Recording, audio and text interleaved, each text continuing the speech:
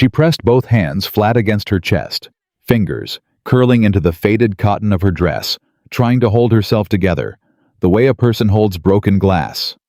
Carefully, desperately terrified that one wrong move would send everything scattering across the platform floor, and she would never find all the pieces again. The letters were still in her bag. 6 months of letters. 6 months of a man's careful handwriting promising her a home, a life, a place in this world where her size would never once be mentioned, where she would finally be chosen, truly, completely, without condition or apology. And Thomas Reed had not come. If this story moves something inside you, please subscribe to our channel and follow Charlotte's journey all the way to the end. And drop a comment telling me what city you're watching from, because I want to see how far this story travels. The afternoon train had pulled into Harlow Creek, Wyoming, exactly 14 minutes behind schedule, and those 14 minutes had felt to Charlotte Whitmore like 14 separate lifetimes, each one more suffocating than the last. She had stood at the window of the passenger car, with her forehead nearly touching the glass, watching the landscape flatten into dusty open plain, watching the wooden buildings of a small frontier town emerge from the heat shimmer on the horizon. And she had told herself what she had been telling herself for 6 months, that this was the beginning of something real. That a man who wrote the way Thomas Reed wrote, with such careful attention, such deliberate warmth, such specific and unhurried tenderness, that kind of man did not disappear. That kind of man showed up. She had believed that completely. Until the train stopped and the passengers stepped down and the platform filled with people meeting people, husbands, opening arms for wives, fathers, lifting children, neighbors, shaking hands, until every single piece of that reunion puzzle clicked into place around her. And she was the one piece left on the table, the one that didn't belong to any picture. She waited 20 minutes on the platform before she allowed herself to sit. She waited another 40 before she stopped watching the street for a tall man with light brown hair and the kind of broad shoulders Thomas had described in his third letter, the one that arrived on a Tuesday in February when the snow outside her mother's house in Ohio was coming down so hard she couldn't see the fence at the end of the yard. She had read that letter 4 times. She had pressed it flat against her chest the way she pressed her hands there now. She had thought, this is the one, finally. The wooden trunk beside her held everything she owned. 2 dresses, both of them old. A pair of leather shoes resold twice by the same cobbler who never once charged her full price because he felt sorry for her, which she had always pretended not to notice. A small tin box containing the letters themselves bundled with a length of brown ribbon she had cut from an old bonnet. A Bible that had belonged to her grandmother. $41 in paper money folded inside the Bible's back cover, every cent she had saved over 3 years of keeping books for her uncle's dry goods store in Columbus. $41 and the clothes on her back, and 6 months of letters promising a life in Wyoming. That was the entire sum of Charlotte Whitmore at 25 years old. She heard them before she fully registered that she was being watched. A cluster of women near the feed store across the dusty street fanning themselves against the summer heat, speaking in that particular low register that carries farther than people intend when they're enjoying themselves too much to be careful. Charlotte caught individual words the way you catch pieces of a conversation through a closed door, enough to understand the shape of what was being said without needing every syllable. Thomas Reed's mail order came all the way from Ohio. Can you imagine thinking he'd actually... Lord, look at the size of her. A sound like laughter quickly swallowed. Charlotte kept her eyes on the street. She had been hearing variations of that particular laughter her entire life. She knew its texture by now, the way it caught in people's throats when they wanted to seem polite, while being something far from it. She had learned as a girl to hold her chin level when she heard it. She had learned as a young woman to breathe slowly and deliberately, to keep her hands still, to give no visible sign that the words had found their mark. She was very good at that now. She did not cry. She simply sat on her trunk in the hammering afternoon sun of a town she did not know, in a state she had never visited before today, waiting for a man who was not coming, while strangers across the street assessed her body and found it wanting, and she held herself together with both hands and breathed. A shadow crossed her. She looked up. A man had stopped his horse directly in front of the platform, not dramatically, not with any apparent intention of being noticed, but simply stopped the way a man stops when something requires him to stop. He was tall in the saddle, broad across the shoulders, wearing a dark vest over a worn linen shirt, with the sleeves rolled to the elbow. His hat was brown dust-colored, pushed back slightly on his head. His face was weathered and serious, the kind of face that had spent years outdoors without much concern for what the sun was doing to it. He was looking at the women across the street. Not at Charlotte. At the women who were laughing. His expression did not change exactly, but something shifted behind his eyes, a tightening. A recognition, the brief visible passage of a man deciding something. He stepped down from the horse, tied the reins to the platform post with two practiced loops, removed his hat, and walked toward her, and Charlotte straightened without meaning to. Old reflex. Something in the deliberate approach of a stranger made every muscle in her body arrange itself into whatever posture was least likely to invite comment. He stopped a respectful distance away. 6 feet, maybe 7. Far enough that she didn't need to tilt her head back to see him. "Ma'am," he said. His voice was low. Not soft exactly, but quiet in the way that things are quiet when they don't need to be loud to be heard. Charlotte looked at him directly. She had learned that too. Looking directly at people, not letting her gaze skitter away, not giving them the satisfaction of seeing her flinch. "Sir," she said. He turned the hat once in his hands, a slow rotation. A man thinking about his next words before he said them. "Do you have somewhere to go tonight?" It was the most direct question anyone had asked her in months. No preamble, no throat clearing, no polite fiction about whether she was perhaps waiting for someone who was simply delayed. Just the question that mattered, asked plainly. Charlotte considered lying. She was good at that, too, at constructing small, dignified fictions to place between herself and other people's pity. She had said, "I'm perfectly fine," so many times in her life that the phrase had worn itself smooth like a river stone. But something about the directness of the question and the way he was looking at her, not through her, not past her, not at the parts of her that made women across the street cover their mouths, stopped her. "No," she said. The word came out smaller than she intended. She straightened again, correcting for it. "No, sir, I do not." He nodded once, slowly, as if her answer confirmed something he had already suspected and had already decided how to respond to. "Harlow Creek's got one boarding house," he said. "Mrs. Aldridge runs it. She's fair-priced, and she doesn't ask a lot of questions." A pause. "I can walk you there if you want. It's 2 streets over." Charlotte studied him. She had been in enough situations in her life where a man's apparent kindness was actually the opening move of something she didn't want to participate in.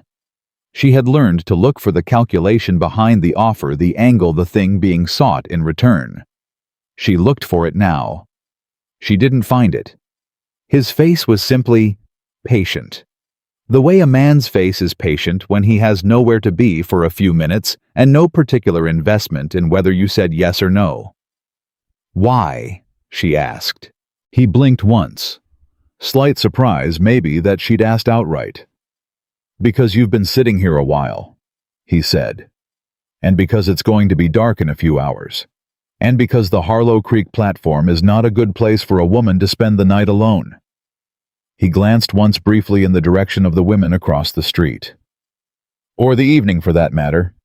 Charlotte followed his glance. The women had gone quieter now, watching the exchange with open curiosity. She looked back at him. "I don't know you," she said. "No, ma'am, you don't." He put his hat back on his head, adjusted the brim. "Name's Nathaniel Callahan. I run the Callahan Ranch about 4 miles east of here. I come into town Fridays for supplies." He tilted his head slightly. "I'm not going to give you a reason to be sorry you talked to me. I can promise you that much." It was not a grand declaration. He didn't say it the way men in novels said things with their chests full of it. He said it the way you say something you've thought about enough to believe, and don't feel the need to ornament. Charlotte stood up. Her legs were stiff from 2 hours on the trunk in the heat, and she was aware, as she was always aware when she stood in proximity to someone new, of the particular way she occupied space. The fullness of it, the amount of room she required, the way her dress settled around her when she moved. She waited for his expression to shift. It didn't. He moved to her trunk without being asked, picked up one end of it. "You want to get the other side?" he said. She got the other side. They carried it together the 2 streets to Mrs. Aldridge's boarding house, and Nathaniel Callahan did not make a single comment about her size, her situation, or the fact that a man named Thomas Reed had apparently left her sitting alone on a train platform in the Wyoming heat for the better part of an afternoon. He simply carried his end of the trunk. Mrs. Aldridge was a compact woman in her 60s, with a sharp face and a sharper mind, and she took in Charlotte's situation with one long look and 2 seconds of silence before she named a fair weekly rate and showed her upstairs to a room with a window facing east. Nathaniel waited in the front hallway with his hat in his hands. When Charlotte came back down, because she had not known what else to do, and because something about going upstairs and closing the door on the first person who had been genuinely decent to her felt wrong. He was still there. "You'll want to eat something," he said. "Millie's place on the main street has decent food, and she's not the type to make a person feel like they owe her conversation." Charlotte almost smiled. Almost. "You seem to have thought this through," she said. "I just know the town," he said, "and I know the people in it." The way he said it was careful, not unkind, but honest in the way that things are honest when someone isn't trying to protect you from the truth, just presenting it at a useful angle. Some of them are good, some of them take a while, and some of them— another brief glance toward the street— aren't worth spending energy on. "The women at the feed store," Charlotte said. He didn't look away. "Yes, ma'am. They knew," she said. "Didn't they?" It wasn't quite a question. Nathaniel Callahan was quiet for a moment, turning his hat once in his hands. "I think," he said carefully, "that some people in this town knew something about Thomas Reed's situation that you didn't." "His situation?" she repeated. "Yes, ma'am." "What situation?" He looked at her steadily, deciding again, she could see it, deciding how much to say and how to say it. "I don't think you should hear that from me," he said finally. "I think you should hear it from someone who knows the particulars better than I do. But I'll say this, what happened to you today was not your fault. And it was not—" He stopped, started again. "It was not the result of anything that is wrong with you." Charlotte felt something move through her chest. A strange sensation, almost physical, like a door being pushed against from the wrong side, pressure building at the seams. She did not want to cry in front of this man. She looked at the wall above his left shoulder and breathed. "Thank you for the trunk," she said. "And for Mrs. Aldridge." "Of course." He put his hat back on his head, moved toward the door. "Mr. Callahan." He stopped. "Why did you stop?" she asked. "At the platform. You didn't have to." He stood with his hand on the doorframe, not looking back at her fully, just partly the way a man looks when the answer to a question is something he doesn't usually say out loud. "My mother," he said. "She was left alone in a place she didn't know once. Long time ago. I was 12. Nobody helped her." A beat. "I thought about that a lot over the years." He pushed the door open. "Evening, ma'am. You sleep well." The door closed behind him. Charlotte stood in Mrs. Aldridge's hallway for a long time after that, listening to the sound of his horse moving away down the street, and she thought about a 12-year-old boy who had watched his mother be abandoned in a place she didn't know, and who had apparently spent the next 23 years ready to make it right for someone else. She thought, "I don't know this man." She thought, "But I think I might know what he's made of." The dining room at Millie's was half full when Charlotte arrived, and the woman behind the counter, Millie herself, apparently a broad-armed woman with gray-streaked hair and flour on both elbows, pointed her to a corner table without ceremony, and brought her a bowl of beef stew and a piece of cornbread, before Charlotte had fully sat down. "You're the woman from the train," Millie said. Not unkindly, just directly. "Yes," Charlotte said. "Reed stood you up." Apparently. Millie made a sound that was somewhere between a sigh and a word that the more refined women of the town would have found unsuitable for mixed company. "That man," she said. She put her hands on her hips and looked at Charlotte with the frank assessment of someone who had seen considerable amounts of human behavior and formed strong opinions about most of it. "You want more cornbread, you just ask." It was perhaps the smallest act of kindness Charlotte had received all day, and it nearly undid her. "Thank you," she managed. Millie went back to her counter. Charlotte ate slowly, methodically listening to the conversations around her with half her attention and spending the other half on the careful internal accounting she had been conducting since the train pulled away from the Columbus station 3 days ago, the mental ledger of what she had, what she'd spent, what she'd lost, and what remained. Assets $41. A room at Mrs. Aldridge's. The clothes on her back. 3 years of experience keeping books for her uncle's store. The ability to add long columns of figures in her head without error, which her uncle had called a peculiar talent, and which her mother had called a waste since it was keeping Charlotte at a desk when she should have been making herself agreeable to eligible men. Liabilities, everything else. She was 25 years old, obese, in a century that had very particular and relentless opinions about that unmarried, in a culture that had even stronger opinions about that. Sitting alone in a Wyoming town where she knew exactly one person who was a cowboy she had met 45 minutes ago who had carried her trunk and said 8 or 10 decent sentences and ridden away. She had 72 hours, she calculated, before her savings would start to show strain. 3 days to find some form of income or work or arrangement that would allow her to remain somewhere that was not the street. She had been in worse positions. Hadn't she? She thought about this seriously, finishing the stew, turning her spoon in the bowl. No, she decided. She had not. But she had been in positions that felt worse and had walked out of all of them, and that had to count for something. Nathaniel Callahan could not entirely account for why he came back the next morning.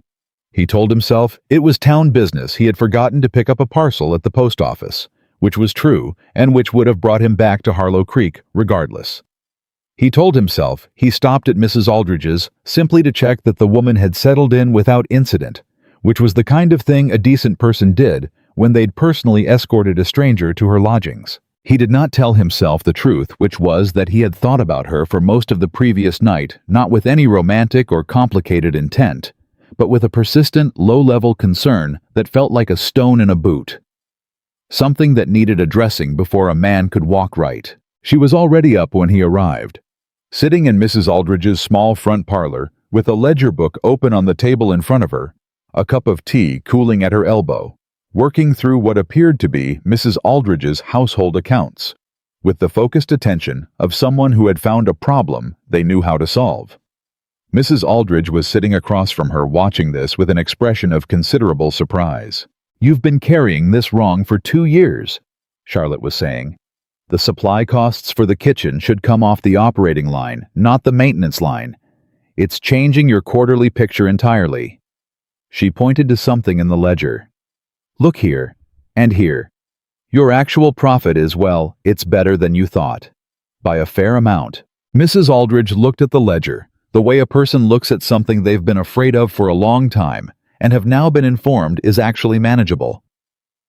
"My husband used to do the accounts," she said. "When he passed, I just kept doing what I thought he'd been doing." "He had a different system," Charlotte said, not unkindly. "It's an older method. It works, but it doesn't give you a clear picture of where you actually stand." She turned a page. "Do you mind if I go back through the last year? I can reorganize this so you can read it yourself going forward. It won't take me long." Nathaniel stood in the doorway for a moment before either of them noticed him. He watched Charlotte lean over the ledger, running her finger down a column of figures with total absorption, explaining something quietly to the older woman, and he thought she's doing this because she needs to be useful, because sitting still feels dangerous to her. Because doing something concrete in the face of a situation she can't control is how she keeps herself from breaking. He recognized that particular mechanism. He had built his whole life around it. "Mr. Callahan," Charlotte said without looking up. Mrs. Aldridge's kitchen window faces east. "If you're going to stand in the doorway, the light's behind you." He stepped inside. "Morning, ma'am." She looked up then. The dark circles under her eyes told him she hadn't slept much, but her voice was steady, and her back was straight, and she was looking at him with the same direct assessment she'd given him on the platform. "I'm helping Mrs. Aldridge with her accounts," Charlotte said, "in partial exchange for a reduction on next week's room rate, which she's been kind enough to agree to." She glanced at Mrs. Aldridge, who nodded. "I'm also going to need more work than that. Do you happen to know whether any businesses in town need bookkeeping?" "Harlow Creek's got 6 businesses that need bookkeeping, and none of them do it properly," Nathaniel said, which was the honest answer. "Walt's Feed and Supply has been running his numbers wrong since I've known him. The hotel on 2nd Street doesn't keep accounts at all, far as I can tell. And the bank, well, the bank is its own problem." Charlotte was looking at him with an attention that felt like being measured for something. "The bank," she said. "What kind of problem?" Nathaniel pulled out the chair across from her and sat down. Mrs. Aldridge quietly took herself to the kitchen. "There's a man named Harlan Doss," he said. "Runs the Harlow Creek Territorial Bank. He's been in town about 3 years. Since he arrived, 4 ranches have gone under. Small places, family operations that had been running fine for 20 years. He put his hat on the table. "The way it happens is the same each time. Ranch hits a hard season, drought sickness, and the cattle a bad winter. Ranch owner goes to the bank for a loan. Doss gives them the loan, but the terms aren't what they agreed to verbally. The paperwork's different. The ranch owner signs because they're desperate and because they trust a man in a bank. Then 6 months later, the bank calls the loan early the ranch can't pay, and Doss takes the property." Charlotte was very still. "Do the ranch owners have copies of the agreements?" "Some of them." "And are the terms on the paperwork different from what they verbally agreed to?" "That's what they say." "Can they prove it?" "That," Nathaniel said, "is what nobody's been able to figure out."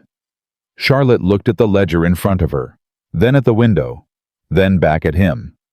"You're not just telling me about the town's accounting situation," she said. "No, ma'am. You're telling me about this because you think I might be able to help."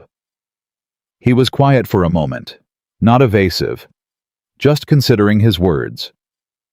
"I'm telling you because you asked what kind of problem the bank was," he said, "and because I don't see any reason to answer a direct question with something less than the truth." Charlotte picked up her pen, put it back down, clasped her hands on the table, and looked at him directly. "Mr. Callahan, I arrived in this town yesterday with $41, no employment, no acquaintances, and no plan beyond the one that failed. I'm sitting here this morning because I have approximately 72 hours before my financial situation becomes critical, and reorganizing Mrs. Aldridge's ledger is the only concrete action available to me." A pause. "I am very good with numbers. I have been keeping accounts since I was 16 years old, and I have never once failed to find the error in a set of books, regardless of how carefully that error had been buried." Another pause, shorter. "If someone in this town has been falsifying loan documents, I will find it. That's not a brag. It's just what I do." Nathaniel looked at her for a long moment. "My ranch," he said, "is one of the ones with a Doss loan." The words landed quietly in the room. Charlotte heard them. She heard what was behind them, the particular tone of a man stating a fact that has been sitting on him for a long time, wearing him down, in the specific way that financial fear wears on a person who built something with their hands and is watching it be slowly taken from them through means he can't quite see clearly enough to fight. "Tell me the terms of your loan," she said. "The verbal ones. What did Doss promise you?" 3 years at 6%, balloon payment at end of term. "And what does the signed document say?" "I assumed it said the same thing." "Do you have it?" "Back at the ranch." "When can I see it?" Nathaniel studied her face, looking for something she didn't know what. Doubt, maybe, or the particular expression people wore when they were performing capability they didn't actually possess. He didn't find it. "I could ride out and get it this morning," he said. Or, Charlotte said, "You could take me with you." The silence in the room had a different quality now. "Miss Whitmore," he said. "I understand that's unconventional," she said. "I understand what people in this town will say. I've heard what people in this town say, and I assure you, I've heard worse, and from people I cared more about." She kept her voice level and her hands still. "I'm not suggesting anything improper. I'm suggesting that you have a problem with your financial documents. And I have a skill set that addresses exactly that problem, and that Mrs. Aldridge has already agreed to vouch for my character, should anyone ask, and that the sooner I see those documents, the sooner we both know what you're actually dealing with." Nathaniel Callahan picked up his hat from the table. He turned it once in his hands. "You finish your tea," he said. "I'll get the wagon." The Callahan Ranch was 4 miles east of town, as he'd said, and Charlotte spent the ride watching the land with the focused attention of someone categorizing information rather than admiring scenery. She noticed how the grass ran, the fence lines which were in good repair and which weren't, the condition of the cattle she could see in the eastern field, the state of the barn roof, the way the main house sat on its foundation. She was building a picture. "Your cattle look healthy," she said. "They are," Nathaniel said. "That's not the problem." "What is?" "The supply prices Doss arranged through his contacts are running 40% above what I was paying before, and the loan's pulling against the operation every month. What's left over isn't enough to make improvements. So the place is standing still while everything around it costs more." He kept his eyes on the road. A ranch that stands still dies slowly. "How long have you had it?" 14 years. Bought the land when I was 21. Built the house the first year myself." A beat. "My father helped with the barn." "Your father's not—" "Passed, 8 years ago." Charlotte looked at the fence line going past them. "I'm sorry," she said. "He was a good man," Nathaniel said. "Straightforward, honest to a fault." A pause. "Said the measure of a man was what he did when nobody was watching." Charlotte thought of the platform, of a crowd of watching women and a cowboy who almost kept riding. She thought he learned that lesson. He learned it well. The house was simple and solid the way things are simple and solid when they've been built by someone who wanted them to last. Charlotte walked through it without comment, noting what she noticed: the order of it, the cleanliness, the absence of anything decorative, the presence of everything functional. A man who had been living alone for some time. The documents were in a wooden box on the desk in the front room, a desk that was otherwise covered with supply invoices, cattle records, weather notes, and several months' worth of correspondence that had clearly been opened and stacked in the rough order of arrival, but never properly organized. Charlotte sat down at the desk. She pulled the loan documents from the box. She read them. She read them a second time more slowly. Then she looked up at Nathaniel, who was standing near the window with his arms crossed watching her. "Your verbal agreement was 3 years at 6%, she said. "Balloon payment at term end." "Yes." "This document says 18 months at 9.5%. Balloon payment callable at lender's discretion." She put the papers flat on the desk. "With a penalty clause that allows the bank to accelerate the full balance if you miss a single monthly payment by more than 5 days. The room was very quiet. Nathaniel stood perfectly still. "Those are not the terms I agreed to," he said. "I know." Charlotte laid the document beside a clean sheet of paper from his desk and began copying figures. "And I need you to think carefully. When you signed this, did you read it fully? Or did Doss walk you through it verbally, and you signed based on what he told you?" A long silence. "He talked me through it," Nathaniel said. His voice was different now, lower and controlled in the way that voices go controlled when a man is keeping his anger on a short rein. "Sat across the desk from me and said the terms clear as I'm standing here. I had the number in my head 6% 3 years. I signed where he put the pen. And you trusted him." "I had no reason not to." He moved away from the window, stopped at the edge of the desk. "I'm not a fool, Miss Whitmore. "I know that," she said calmly. "A fool doesn't keep records like these." She indicated the supply invoices. "May I look at those?" He nodded. She pulled the invoices toward her and began going through them methodically, her pen moving steadily across the blank sheet figures accumulating in neat columns. Nathaniel watched her work. After a while, he pulled the second chair to the other side of the desk and sat, because standing while she worked felt wrong in some way. He didn't analyze too carefully. He picked up a piece of the correspondence she'd moved aside and noticed it was a letter from one of the other ranchers, a man named Beaumont who'd lost his spread to the bank 6 months ago. He put it back on the pile. "These supply prices," Charlotte said without looking up. "Your arrangement with the suppliers, did Doss recommend them, or did you have existing relationships?" "Doss recommended them, said they were the most reliable in the territory. They're overcharging you by 43% on grain, 38% on feed supplement, and 61% on fencing material." She turned a page. "Those aren't market fluctuations. That's a consistent, structured markup." She looked up. "He's taking a cut. The suppliers are Doss's contacts, and he's arranged kickbacks from every sale." Nathaniel's jaw was tight. "Can you prove it?" "Not yet," she said. "But I can show pattern. If the other ranchers with Doss loans are paying the same inflated prices to the same suppliers, that's not coincidence. That's a system." She laid down her pen, looked at him squarely. "Do you have contact information for the Beaumont family and the others who lost their ranches?" "I can get it." "Get it," she said. "And I'll need to speak with each of them about their loan documents and their supply arrangements." She picked up the pen again. "Harlan Doss has been running a fraud, Mr. Callahan.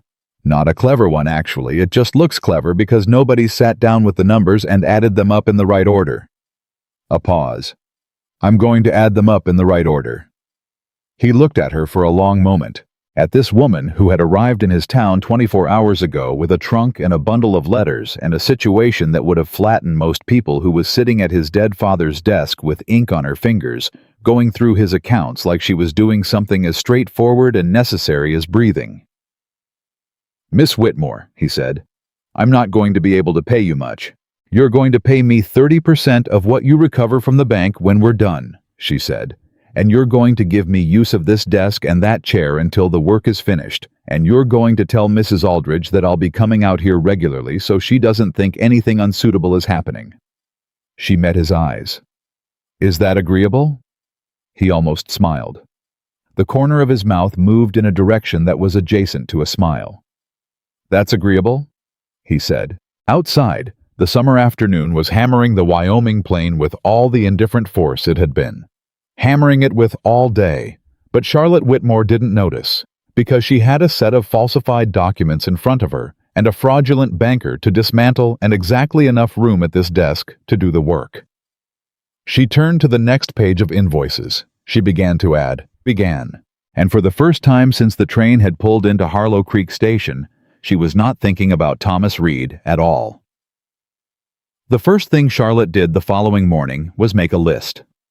Not because she needed to, the numbers were already organized in her head with the same natural precision that other people organized words or melodies, but because a list made visible on paper was a tool she could hand to someone else, and she was going to need other people before this was finished. She sat at Mrs. Aldridge's small writing table before the sun fully cleared the eastern hills, working by lamplight with the careful efficiency of someone who had learned long ago that the early morning hours before the town woke and began its opinions about her belonged entirely to her.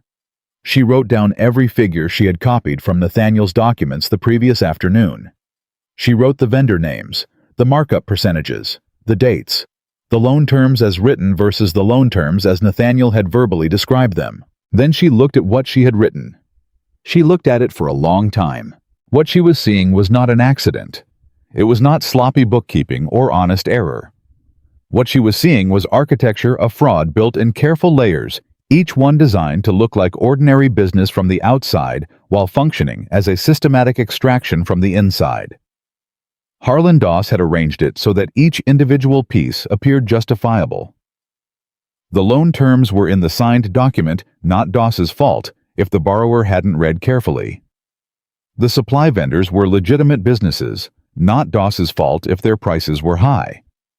The penalty clauses were standard banking language, not Doss's fault if the borrower couldn't meet the payments. But when you laid all the pieces beside each other, when you looked at the structure rather than the individual components, what emerged was a machine designed to do one thing: transfer land from ranchers to the bank. Charlotte put down her pen. She thought about Thomas Reed. She hadn't thought about him much since yesterday afternoon at Nathaniel's desk, and the realization that she'd managed 24 hours without the particular sick weight of that humiliation settling over her felt like something worth noting. Not celebrating exactly, just noting. She picked her pen back up. She had work to do. Nathaniel arrived at Mrs. Aldridge's at 7 in the morning with a wagon and a piece of paper containing the names and locations of 3 families: the Beaumonts, the Pierces, and a widow named Greta Holt, who had lost her 40-acre spread to the bank the previous winter and was now living with her daughter on the south edge of town.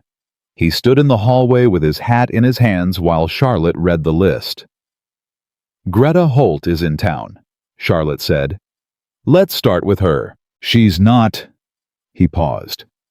"She's had a hard time of it, since the bank took the land. She's not always ready to talk about it," Charlotte finished. "Yes. I know what it's like to have something taken from you and not be ready to talk about it," Charlotte said, folding the list and putting it in her coat pocket. "I'll be careful with her." He studied her face a moment. Then he nodded and stepped aside from the door. Greta Holt was 61 years old and looked when she came to her daughter's door like a woman who had recently survived something and was not yet entirely certain she was glad about it. She was thin in the way people get thin when grief and worry replace meals with white hair she hadn't fully pinned, and eyes that went cautious the moment she saw Charlotte standing beside Nathaniel Callahan on the front step. "Mr. Callahan," she said. "Mrs. Holt." He removed his hat. "This is Miss Charlotte Whitmore. She's a bookkeeper. She's been looking at some of the bank's loan arrangements, and she'd like to ask you a few questions about yours if you're willing." Greta looked at Charlotte. Charlotte looked back at her steadily. "I know how this feels," Charlotte said quietly. "Being asked to go back through something you're trying to stop thinking about.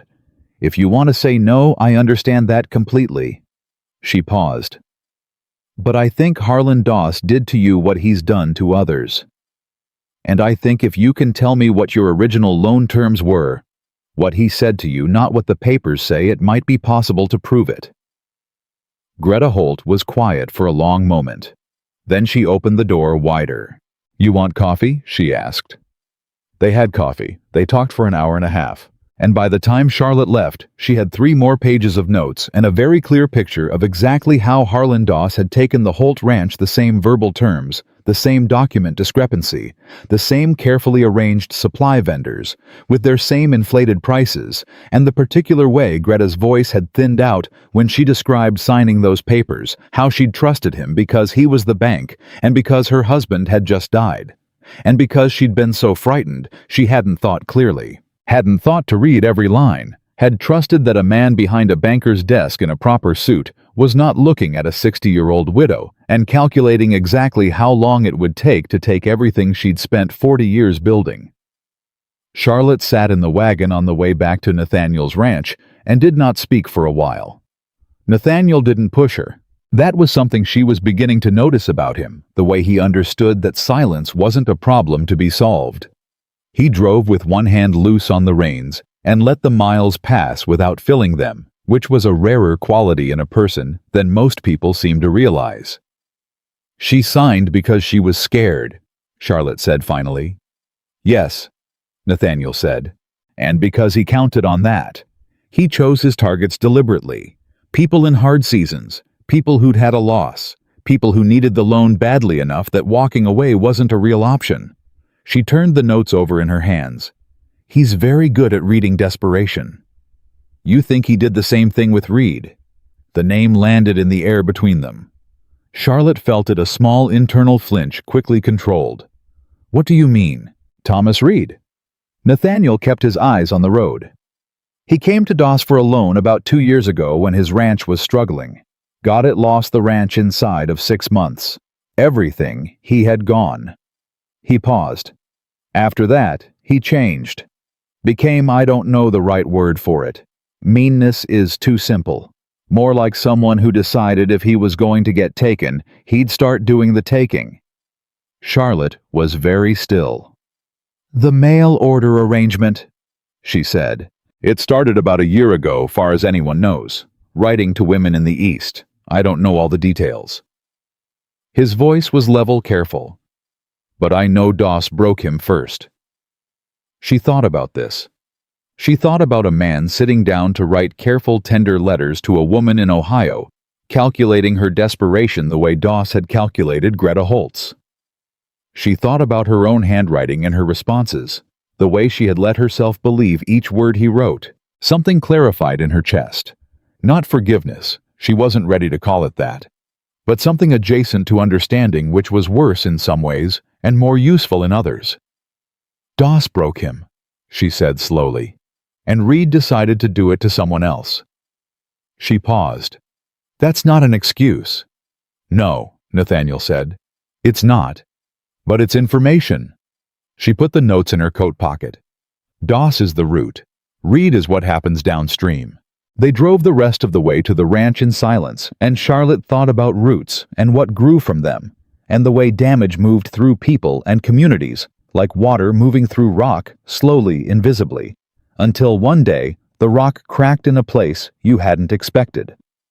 She was going to find the root. She was going to pull it out. The desk in Nathaniel's front room became hers by the end of the second day, in a way that neither of them discussed or acknowledged, but both clearly understood.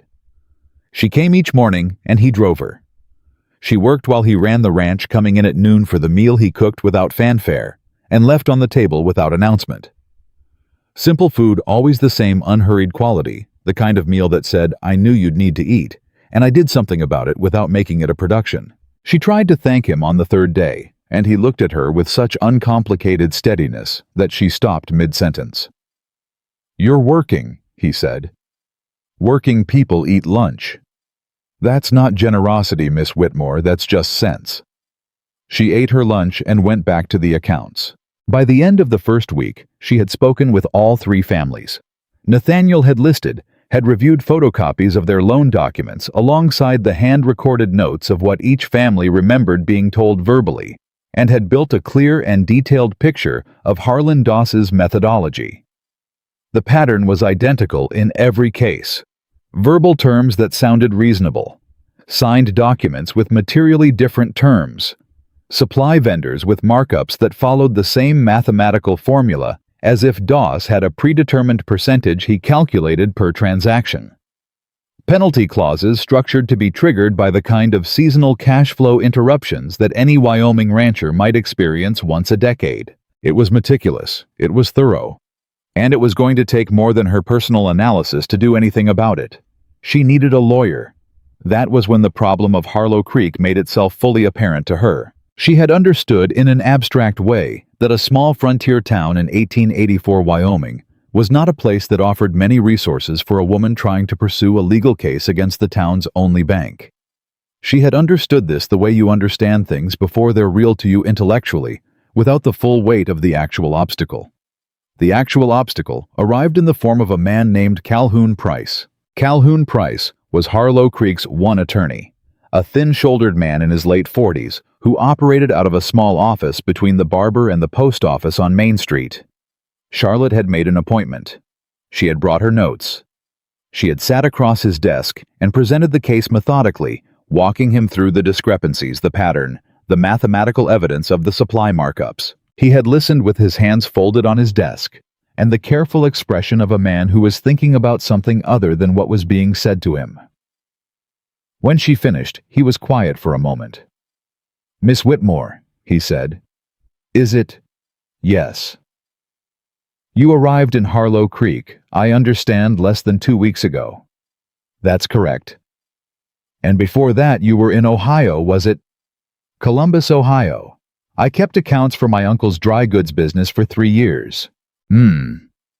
He unfolded his hands and refolded them in the opposite configuration. "That's very interesting. And I can see you've done a considerable amount of work here." He glanced at her notes without picking them up. The difficulty, you understand, is that Harlan Doss is an established member of this community. He's been here 3 years. He's a member of the church. He sponsors the July 4th celebration. A brief pause.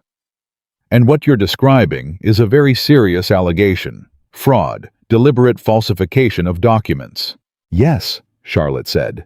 That's what I'm describing, because that's what the documents show. Based on your analysis. Based on the documents themselves. The documents show what they show regardless of who reads them. Price looked at her for a long moment, with the particular expression of a man who has decided something but would prefer not to say it directly. Miss Whitmore, he said carefully, even if what you're suggesting is accurate, and I want to be clear that I'm not in any way dismissing your work, the practicality of bringing a case against a bank on behalf of clients who signed the documents they signed, based largely on their recollection of a verbal conversation that is an extremely difficult legal proposition. A pause. In this territory, with these resources. In other words, Charlotte said, you don't want to take the case. Price's expression went slightly pained. I want to be realistic with you. In other words, Charlotte said again calmly, you know Harlan Doss, you do business in this town, and taking a case against him would make your life considerably more complicated than it already is. And you've decided that this woman who arrived 2 weeks ago from Ohio isn't going to be here long enough to make your refusal a problem for you. The pause that followed was long enough to confirm it. Charlotte picked up her notes. She stood. Thank you for your time, she said. She walked out of Calhoun Price's office into the bright Wyoming afternoon, and she stood on the sidewalk for a moment with her jaw set and her hands quiet and her mind already moving to the next possibility. Behind her, through the glass of the law office window, she could see Price reaching for his telephone. She thought he's calling Doss. She thought I have very little time. She walked quickly to the post office. She had a letter to write. Nathaniel found her that evening at the desk in his front room, writing with the concentrated urgency of someone racing a clock they could feel but not see. He had been in the south field most of the day repairing a stretch of fencing, and he came in with the particular tired quality of a man who had done hard physical work under a summer sun and had earned it completely. He looked at her and knew something had happened. Price refused, he said. Price refused and called Doss the moment I left his office, Charlotte said without looking up. So Doss now knows I've been compiling this documentation, which means he's either going to start preparing a defense or he's going to do something to prevent the case from ever being made, and I don't know which one yet, but I need to move faster than either possibility. She finished the sentence she was writing and looked up. I'm writing to a law firm in Cheyenne. I have a reference, a man my uncle did business with once. It's a long shot, but it's the best shot I have. Nathaniel sat down in the chair he'd taken to occupying across from her, the one that had been pushed there sometime on day 2 and had stayed there. What does faster look like? He said. I need copies of all the documents, all 5 families. I need them organized in a format that a lawyer who's never been to Harlow Creek can understand completely without asking me a single clarifying question. She turned back to the letter. And I need them soon. Doss is going to move. Move how? I don't know yet. She finished the letter and set it aside to dry. But he's been running this for 3 years, and nobody has ever sat down with all the documents at the same time before. He won't like that someone has. She looked at Nathaniel steadily. I need you to know if this becomes uncomfortable for you. If Doss approaches you, makes a threat, tries to call your loan early. He's welcome to try, Nathaniel said. His voice was very even. I'm serious. Your position here is more exposed than mine because you actually live here and have... Miss Whitmore. He leaned forward slightly, elbows on his knees, looking at her with the direct, uncomplicated honesty that she was beginning to understand was simply how he was built. This ranch has been in my family for 14 years. My father helped me build that barn. I have cattle out there that I raised from calves. I have... He stopped, started again quieter. I have nothing behind me and nothing coming that matters more than keeping what's mine. And what Doss took from Greta Holt and the Beaumonts and the Pierces, He stopped again. Those were people I knew, people who worked hard and didn't deserve it. His jaw tightened. So you don't need to ask me if I'm comfortable with the exposure. I've been angry about this for 2 years and just didn't have a way at it. Charlotte looked at him. She thought about what he'd said about his mother, about a 12-year-old boy watching a woman be abandoned and deciding something in that moment that he'd been carrying ever since. She thought he doesn't just step in for strangers. He steps in for anyone standing where he once saw his mother stand. All right, she said. She picked up her pen. Then let's work. The threat came on a Thursday morning 10 days after Charlotte had arrived in Harlow Creek. She was alone at the ranch Nathaniel had ridden to the Beaumont property to collect the original copies of their loan documents which Charlotte needed for the packet to the Cheyenne attorneys. She had the front room organized into careful sectors. Callahan documents on the left side of the desk. Holt on the right. Beaumont and Pierce in 2 stacks on the table behind her, the working copy of her analysis in the center. She heard the horse before she heard the knock. Then the knock, 3 solid impacts on the door frame. The kind of knocking that is a statement before anyone opens the door. She considered not answering. She answered.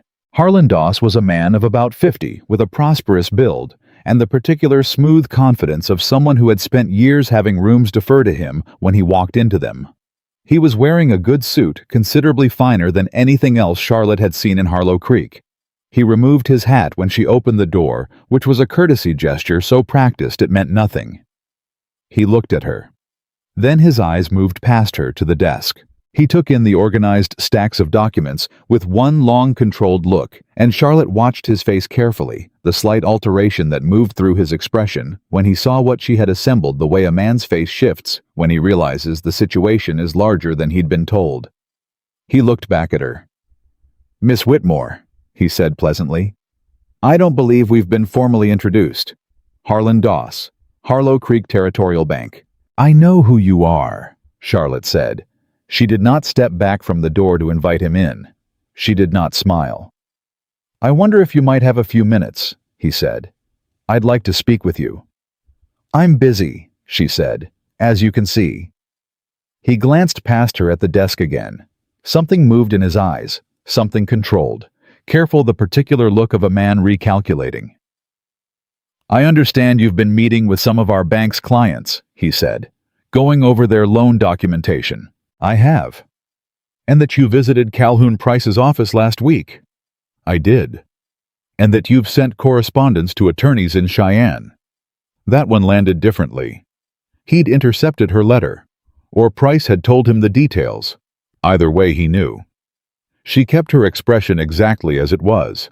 "Miss Whitmore," he said, and his voice dropped slightly, became quieter and more personal in the manner of a man who is about to say something. He wants to feel like a private exchange rather than a threat. "I think there may be some misunderstanding about the nature of the bank's loan agreements.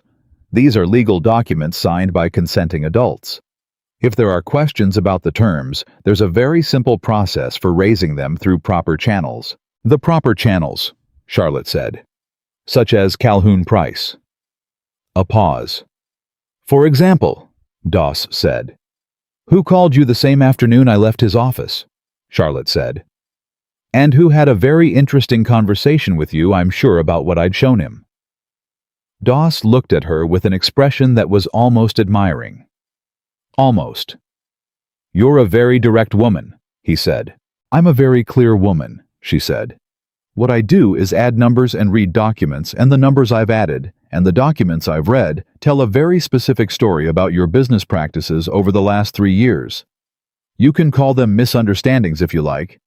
The mathematics don't care what you call them." He was quiet for a moment. When he spoke again, the pleasantness was still there on the surface, but underneath it was something harder. A door closing. "Mr. Callahan has a loan with the bank," he said. "It comes due for review in 60 days.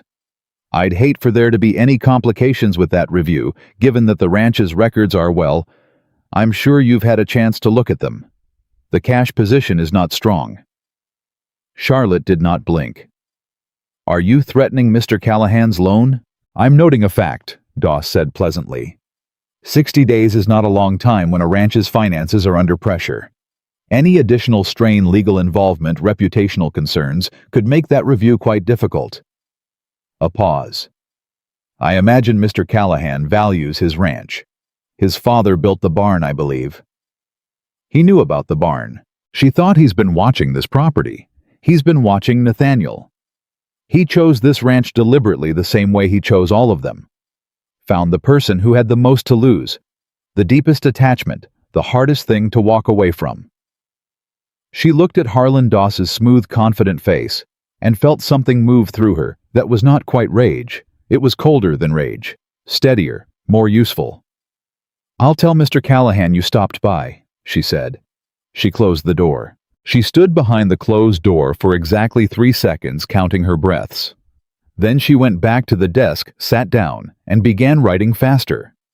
She was halfway through the second page when she heard the writer come in at a gallop. Nathaniel back earlier than she'd expected, and when he came through the door with the Beaumont documents under his arm, he took one look at her face and put the papers down. What happened? He said. She told him, all of it precise and complete, not softening the barn comment because he needed to know exactly what had been said. He stood very still through the whole account. When she finished, the room was quiet except for the papers shifting slightly in the draft from the open door. He's going to call the loan early, Nathaniel said. He's going to try, Charlotte said, which means we need the Cheyenne attorneys to respond before 60 days. And we need to add your ranch to the filing immediately, because the moment he moves on your loan, he's demonstrated the pattern in real time. That's the best possible evidence of retaliation, and retaliation establishes intent. Nathaniel pulled the chair out from across the desk and sat down heavily. He looked at the stacks of documents, at the analysis spread across the center of the desk, at the letter half written on the top of the pile. He looked like a man calculating how much he stood to lose. Charlotte watched him. She had never been good at waiting for other people to decide things. Her instinct was to move to press to keep building momentum, because momentum was the thing that kept you from falling when the ground wasn't stable. But something about Nathaniel made her wait. Something about the quality of his silence, the way it was genuine thought, rather than avoidance, made her patient in a way she rarely was.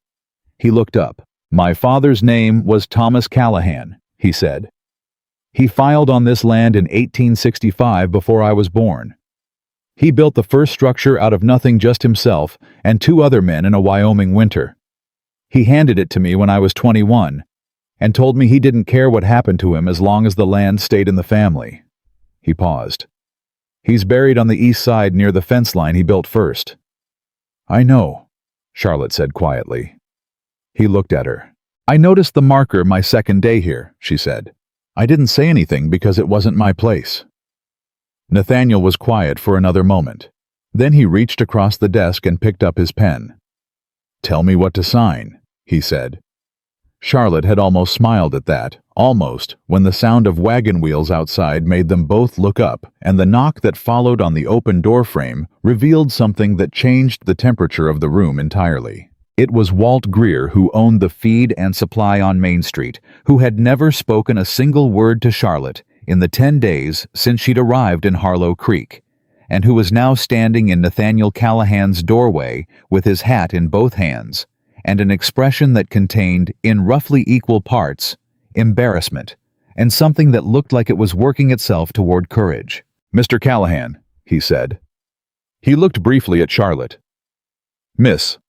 A beat. I heard Doss was out here this morning. Nathaniel leaned back in his chair. News travels fast. Town's small. Walt's hands worked the brim of his hat. I need to tell you something, and I need to tell it to...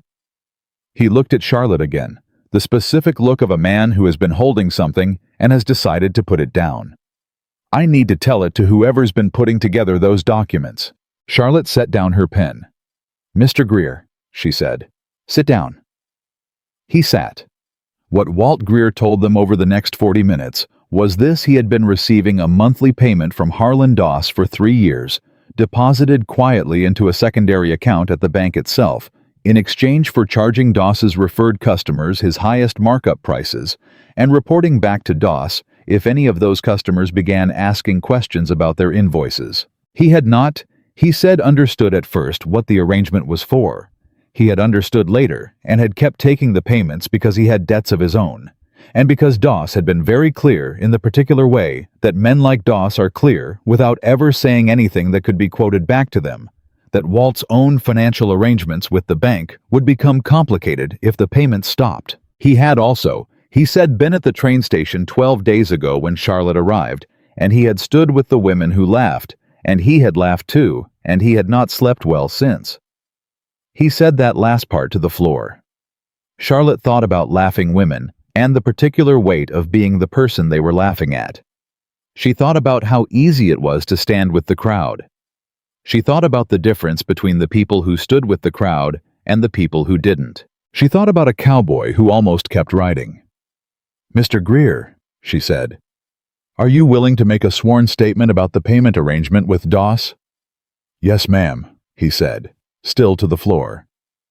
"Are you willing to provide the bank deposit records?" "Got them here." He reached into his coat pocket and produced a folded envelope. Charlotte opened the envelope. She looked at the records. She looked at Nathaniel. For the first time since she'd opened Nathaniel's loan documents at this desk and seen what was in them, she allowed herself to feel something that was adjacent to certainty.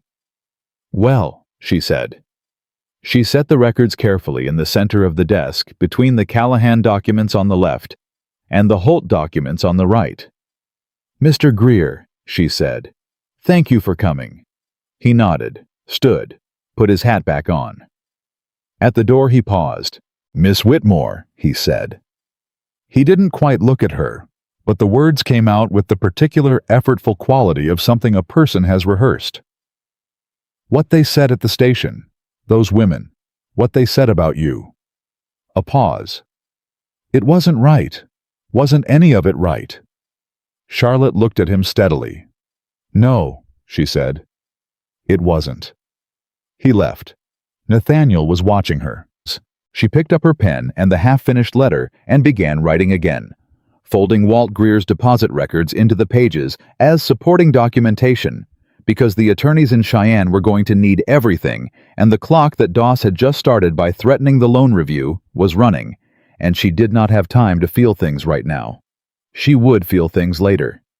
There was a great deal she was going to feel later. Right now, she had 70 pages of documentation to organize a letter to finish, and a banker who had spent 3 years taking what wasn't his, who had now made the tactical error of walking up to Nathaniel Callahan's door and mentioning his father's barn. Charlotte Whitmore did not forgive that kind of error. She added it to the case. She kept writing. And at the far edge of her awareness, beneath the figures and the legal language and the sharp, urgent focus of the work, she was conscious of Nathaniel Callahan sitting 3 feet away from her in the chair that had become his. Not saying anything, not asking for anything, just present in the steady, uncomplicated way that he was always present, and she thought without looking up, "I don't know what to do with this man." She thought, "I don't know what to do with someone who just stays." She had not, she realized, had a great deal of experience with that. She finished the paragraph she was writing. She turned the page. She kept going. The letter from Cheyenne arrived on a Tuesday, 17 days after Charlotte had sent hers. She was at Nathaniel's desk when Mrs. Aldridge's youngest boarder came running up the ranch road, with it having been paid 2 cents by Charlotte the previous week to bring any correspondence directly to her rather than leaving it at the house in town. She had known, with the particular low-level certainty that sits beneath conscious thought, that whatever came back from Cheyenne would need to be opened somewhere private, somewhere she could react to it without the town watching. She slit the envelope with Nathaniel's letter knife. She read it standing up. Behind her, Nathaniel came in from the yard and stopped when he saw her face. "Good or bad?" he said. Charlotte set the letter flat on the desk. "His name is Edmund Hale," she said. "He's a senior partner at Hale & Associates in Cheyenne. He says he's familiar with Harlan Doss." She paused. "By reputation." Nathaniel crossed the room and picked up the letter. He read it. "He's seen this before," Nathaniel said. "Not here. But the same structure, yes. Doss operated in 3 other territories before Wyoming, according to Hale. 2 of those cases were settled privately, meaning Doss paid enough to make the families go quiet. 1 went to court, and the documentation was lost before trial. She looked at Nathaniel directly. Hale believes the documentation was deliberately destroyed. The room was very quiet. "He's moving here Friday," Nathaniel said, still reading. "He's coming to Harlow Creek Friday. He wants to review everything in person before we make any official filing." Charlotte took the letter back. "Which means Doss has until Friday to do something, because the moment Hale arrives in this town with a Cheyenne law firm behind him, the situation changes. It becomes something Doss can't contain locally." "How would Doss know Hale is coming?" "He may not," Charlotte said. "But I have to assume he's watching. He's been watching since he came to this door." She folded the letter and put it inside the Bible in her bag, the same Bible that had carried her $41 across 3 states. "We need to tell the Holts, the Beaumonts, and the Pierces that the attorney is coming. They need to be prepared to meet him, and they need to keep that information inside their households until Friday." "I'll ride out today," Nathaniel said. "And the documents?" She turned back to the desk. "Everything needs to be in final order, organized by case chronologically within each case, with the supporting vendor records cross-referenced." She was already moving papers. "I'm going to work through tonight if I have to." "You haven't slept properly in 4 days," Nathaniel said. She looked at him. "I know that," she said.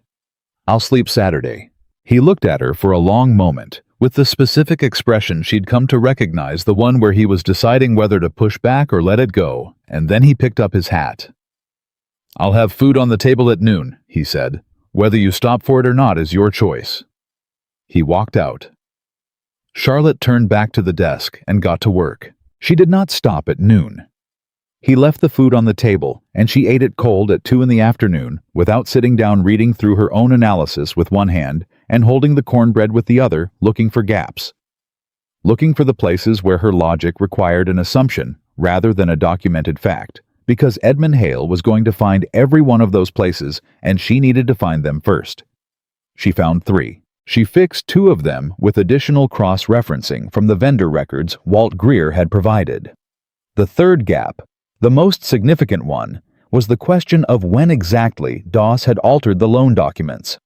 The documents themselves showed the fraudulent terms, but what Charlotte couldn't prove from the existing evidence was whether the alteration had happened before signing, meaning the borrowers had signed a falsified document, or whether some other mechanism was involved. This mattered legally because the defense strategy would be different depending on the answer, and because without resolving it, a clever attorney could argue that the borrowers had simply misremembered or misunderstood the verbal terms, and the signed document was what it was. She sat with this problem for most of Wednesday afternoon, turning it over, looking at it from different angles, and she was still sitting with it when Nathaniel came back from the Beaumont property at 4 o'clock and found her staring at the wall above the desk. "You've got that look," he said. "What look?" "The one where the numbers don't add up yet." She looked at him. "You've known me 3 weeks." "Long enough," he said, and sat down. "Tell me." She told him about the gap. She explained it carefully, walking him through the legal implication, why it mattered, what it would allow Doss's defense to argue.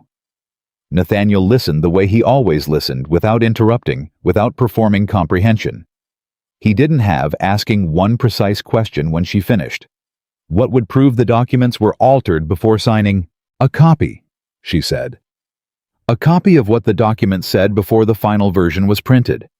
A draft, or a witness who was in the room when the terms were discussed and can testify to what was said." She paused. "Or a pattern of identical alterations across all 5 loans that is so mathematically precise it could not have resulted from 5 separate misunderstandings." "You have that third one," Nathaniel said. "Don't you?" "I have it," she said. "But it's circumstantial." "What's not circumstantial?" Charlotte put down her pen. "A copy of the original draft documents," she said. "If Doss kept drafts, and a man this methodical keeps drafts, I'd stake everything on that they'd be at the bank, in his office, in a file or a safe." She looked at the window, "which I obviously cannot access." The room was quiet. I can, Nathaniel said. She looked at him fast. No, she said. Doss has called my loan into 60-day review, Nathaniel said. I have every legitimate reason to walk into that bank and request a meeting about my account. It's my legal right. He can't refuse it without raising questions. He was watching her steadily. When a borrower requests a loan review meeting, the banker pulls the file. The whole file. The originals. You're not suggesting. I'm suggesting I look at what's in that file, he said, with my own eyes, in a meeting that I'm entirely entitled to request. A pause. I'm not suggesting I take anything. What you're describing is still legal, he said. Every bit of it. A man has the right to examine documents pertaining to his own account. Charlotte pressed both hands flat on the desk. She thought about it carefully. She thought about Edmund Hale arriving Friday, and what he would need, and what she could and couldn't give him without this peace. She thought about Greta Holt, and 40 years of her life signed away at a desk, while she was too frightened to read every line. She thought about the barn that Thomas Callahan had built with 2 other men in a Wyoming winter. If Doss gets suspicious, she said, if he thinks you're looking for something specific, I won't be looking for something specific, Nathaniel said. I'll be a worried rancher asking about his loan terms, which is exactly what I am. She looked at him for a long time. Thursday, she said. Go Thursday morning. Hale arrives Friday. If you find anything, bring me every detail, not the document, just what you saw, exactly what you saw, and I'll work from that. All right, he said. Nathaniel? He had stood up to leave. He stopped. If Doss tries to pressure you in that meeting, she said, if he makes another threat, I've been handling difficult men since I was 17 years old, he said. I'll be fine. He walked out. Charlotte turned back to the desk. She thought, I believe him. She thought that's a strange thing, to simply believe someone. Thursday arrived with the particular sharp clarity of late summer mornings in Wyoming, and Charlotte spent the first 2 hours of it finishing the final organization of the document packet, and then sitting very still at the desk, unable to do anything useful, which was its own particular form of agony. Nathaniel left for town at 7:30. He hadn't come back by 10. By 10:30, Charlotte was standing at the front window, not quite watching the road, which was the same as watching the road, but allowed her to tell herself she wasn't. At 11:15, she heard the horse. He came in and removed his hat and sat down in his chair across the desk, and she waited. He's keeping 2 sets of files, Nathaniel said. The air went out of the room. Tell me, Charlotte said. The file he pulled for the meeting had the loan documents, the signed copies, the ones with the altered terms. But when he went to the back office for 5 minutes to get some additional paperwork, he stopped. There's a cabinet behind his desk. The drawer was slightly open. I could see tabs, and one of the tabs said, Originals. Charlotte's hands were very still on the desk. He has the original drafts, she said, in a cabinet behind his desk, in a drawer marked Originals. Did you see inside the drawer? No, just the tab. Charlotte stood up, sat back down, stood up again. He keeps them, she said, more to herself than to Nathaniel. Of course he keeps them. He's too careful to destroy them. He'd want them if something went wrong, if he needed to demonstrate a paper trail, if he needed to prove the borrowers signed willingly. He'd want the ability to control the narrative from multiple angles. She turned. He keeps the originals because they're his insurance. His insurance, or the evidence that destroys him, Nathaniel said. Both, Charlotte said, depending on who gets to them first. They looked at each other. The meeting, Charlotte said. How did he seem? Careful, Nathaniel said. He was pleasant in that way he's pleasant, but something was different. He asked me twice if I was working with anyone on my financial situation. Said it in different ways, asked if I'd consulted anyone, then later asked if I'd gotten any outside advice. He paused.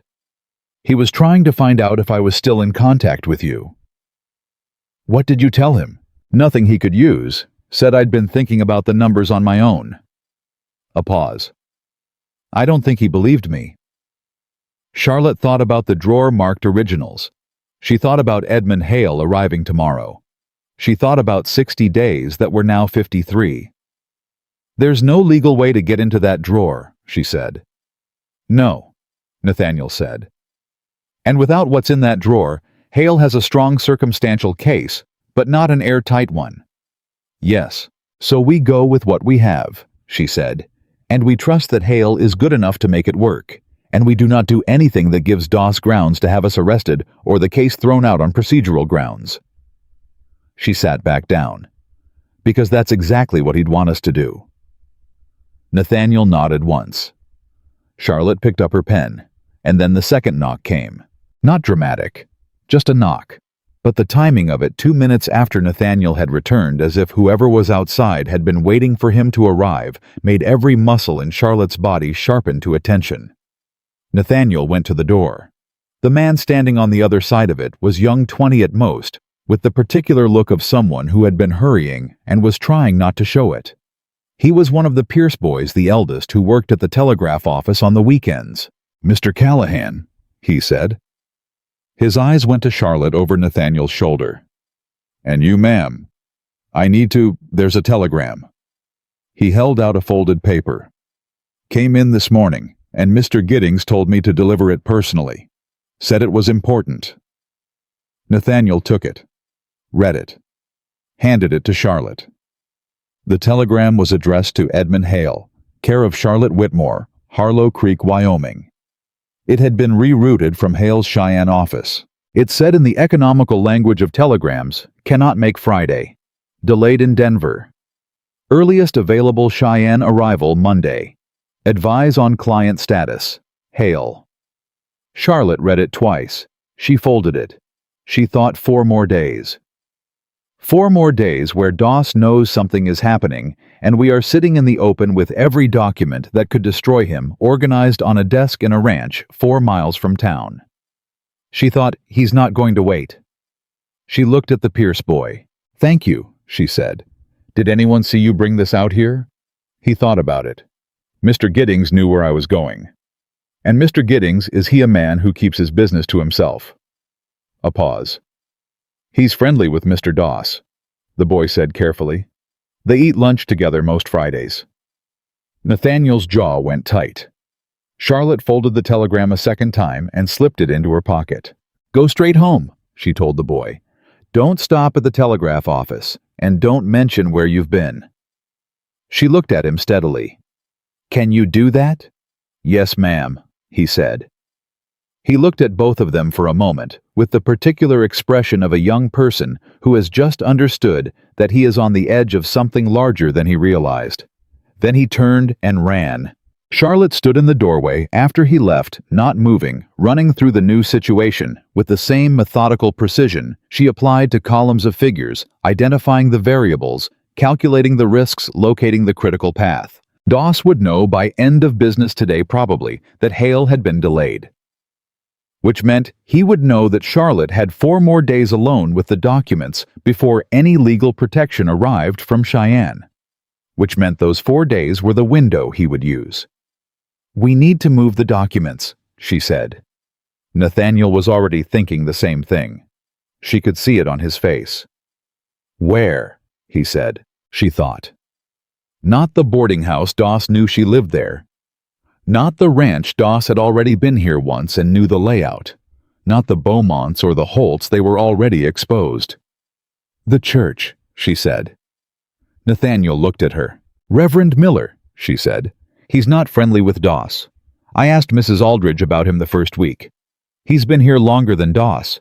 He lost a parishioner to the bank foreclosure and blamed himself for not seeing it, and Mrs. Aldridge says he's an honest man." "He is," Nathaniel said. "Does he have a safe or a locked room?" "His study has a locked door. I know because I helped him fix the lock last spring." "Will he help?" Nathaniel picked up his hat. "There's one way to find out," he said. They spent the next 3 hours moving. Not quickly attracted attention, but steadily, methodically packing the organized document bundles into the plain wooden boxes that Nathaniel used for supply runs to town. the kind of boxes nobody looked twice at in the back of a ranch wagon. They drove to town at a normal pace. They pulled up behind the church. Reverend Miller was a large, slow-moving man with an unhurried manner that Charlotte had initially mistaken for incuriosity and had since recalibrated as the particular stillness of a person who listened deeply. He listened to Nathaniel explain the situation without interrupting. He looked at Charlotte once during the explanation, a long assessing look that she met directly. When Nathaniel finished, the Reverend was quiet for a moment. "Doss has been to 3 services this year," he said. "Always sits in the front pew, always shakes my hand afterward." A pause. "Always leaves before I get to speak to the Beaumont family." He stood up. "My study door locks from the inside and the outside. The documents can stay there until your lawyer arrives." Charlotte exhaled. It came out shaky, which surprised her. She hadn't realized how tightly she'd been holding herself until the holding loosened. "Thank you, Reverend," she said. "Miss Whitmore," he said, "I want to ask you something, and I want you to answer me honestly." "Of course." "Are you safe?" he said. "Personally, are you in danger?" She thought about Doss on the doorstep, the smooth pleasantness, and the thing underneath it. "I don't know," she said honestly. "I think he'd prefer a legal method of stopping this. I think he's still calculating whether I can be discouraged or bought off." "And can you be—" She met his eyes. "No," she said. He nodded once. "Then you and Mr. Callahan will also eat supper here tonight," he said, in the tone of a man who has made a decision and considers the matter settled. "My wife will not hear otherwise." They ate supper at the Reverend's table with his wife, a quiet, capable woman, who asked no questions, and refilled everyone's plates without being asked. And Charlotte sat in the modest warmth of that kitchen, and felt something she didn't quite have a name for. The unfamiliar sensation of being in a room where people were not measuring her, not watching her size or her situation, or her unmarried state, just sitting at a table and eating. She was tired enough that it nearly broke her open. She held it together. She always held it together. It was when they were walking back to the wagon afterward, the town quiet around them, and the summer stars enormous overhead, that Nathaniel stopped. Just stopped in the middle of the road and turned to her. "Charlotte," he said. He had never used her first name before, not once in 3 weeks. She stopped. She waited. He took his hat off. Turned it once in his hands, that gesture she had come to know so well, the one that meant he was choosing his words with the same care he chose everything. "When this is over," he said, "when Hale gets here and the case is filed and Doss is dealt with." He stopped. "I want to say something that I've been holding back because the timing's been wrong. There's never been a right moment. And I'm starting to think there isn't going to be a right moment, and I should just say it." Charlotte looked at him. The street was very quiet. "You came here," he said, "in a situation that would have broken most people I know. And you didn't break. You sat down at my desk, and you went to work, and you found something I'd given up on finding." He looked at the hat in his hands. "And somewhere in the middle of all of it, He stopped again. "I need to tell you that this ranch, when you're in it, doesn't feel the way it's felt for the last 8 years, and I don't know exactly what to do with that." The stars overhead were very bright. Charlotte stood in the road, looking at this man who had stopped his horse on a train platform because he had promised himself something at age 12, and who had carried his father's land for 14 years, and who cooked lunch without making it a production, and who sat across a desk from her every day, being simply steadily present in a way she had not known a person could be. She thought, "I do not know what to do with this either." She said, "Nathaniel," and then the sound of horses fast coming from the direction of the bank. 3 riders, moving with deliberate speed down the empty street. Nathaniel stepped in front of her before she had fully processed the sound. Not dramatically, no grand gesture, no declaration. Just stepped forward between her and the direction of the sound, with the flat, unhurried efficiency of a man who has assessed a situation and taken a position. The riders slowed. The one in front was not Doss. A hired man, Charlotte recognized the type, the rough utility of it. The man had an authority to his posture that wasn't natural, was borrowed, came from someone else's power, and the envelope likely in his coat pocket. He stopped the horse 6 feet away. He looked at Nathaniel. Then he reached into his coat. Charlotte's hand went to Nathaniel's arm. The man produced an envelope. "Mr. Callahan," he said. "From Mr. Doss, legal notice." He held it out. Nathaniel took it without moving from where he stood. He opened it without urgency, read it, and his face did the thing it did when he was holding something very close, not expressionless exactly, but controlled in a way that cost him something. He handed it to Charlotte. She read it. Harlan Doss was calling the Callahan Ranch loan in full. Not in 60 days, not at review, immediately. For cause, citing a clause buried in the penalty provisions, a clause that said the lender could demand immediate repayment if the borrower was found to be engaged in activities contrary to the bank's business interests. Contrary to the bank's business interests. Charlotte read that phrase twice. She looked at the hired man. "This is retaliatory," she said. "And you can tell Mr. Doss that the retaliatory nature of this notice will be the first exhibit in our filing with Hale and Associates of Cheyenne when they arrive Monday morning." The hired man's expression flickered. "We were told to wait for a response," he said. "You have one," Charlotte said. "Monday morning, Hale and Associates. That's Mr. Doss's response." She looked at him steadily. "Good evening." The man held her gaze for a moment. Then he turned his horse. The three riders moved back down the street. Charlotte and Nathaniel stood in the road until the sound of hooves faded. Then Charlotte turned and looked at him, and this time the thing she had been holding, the thing that had been pressing at the back of her chest for 3 weeks, the weight of all of it, the exhaustion and the fear she hadn't let herself feel, and the particular loneliness of carrying something enormous while not letting anyone see the weight of it. This time, it moved toward the surface, and she felt her eyes fill and blinked hard and breathed. Nathaniel saw it. He didn't say anything. He did not rush to fill the silence with reassurance. He did not tell her it was going to be fine because he couldn't know that yet, and they both knew it. He simply reached out and very carefully put his hand over hers. Just that. His hand over hers, warm and calloused and steady, in the middle of a Wyoming road under stars too bright to look at directly. Charlotte breathed.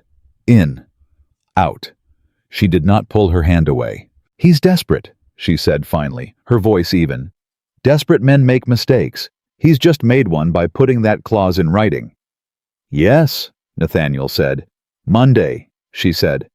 "Monday," he agreed. His hand stayed where it was.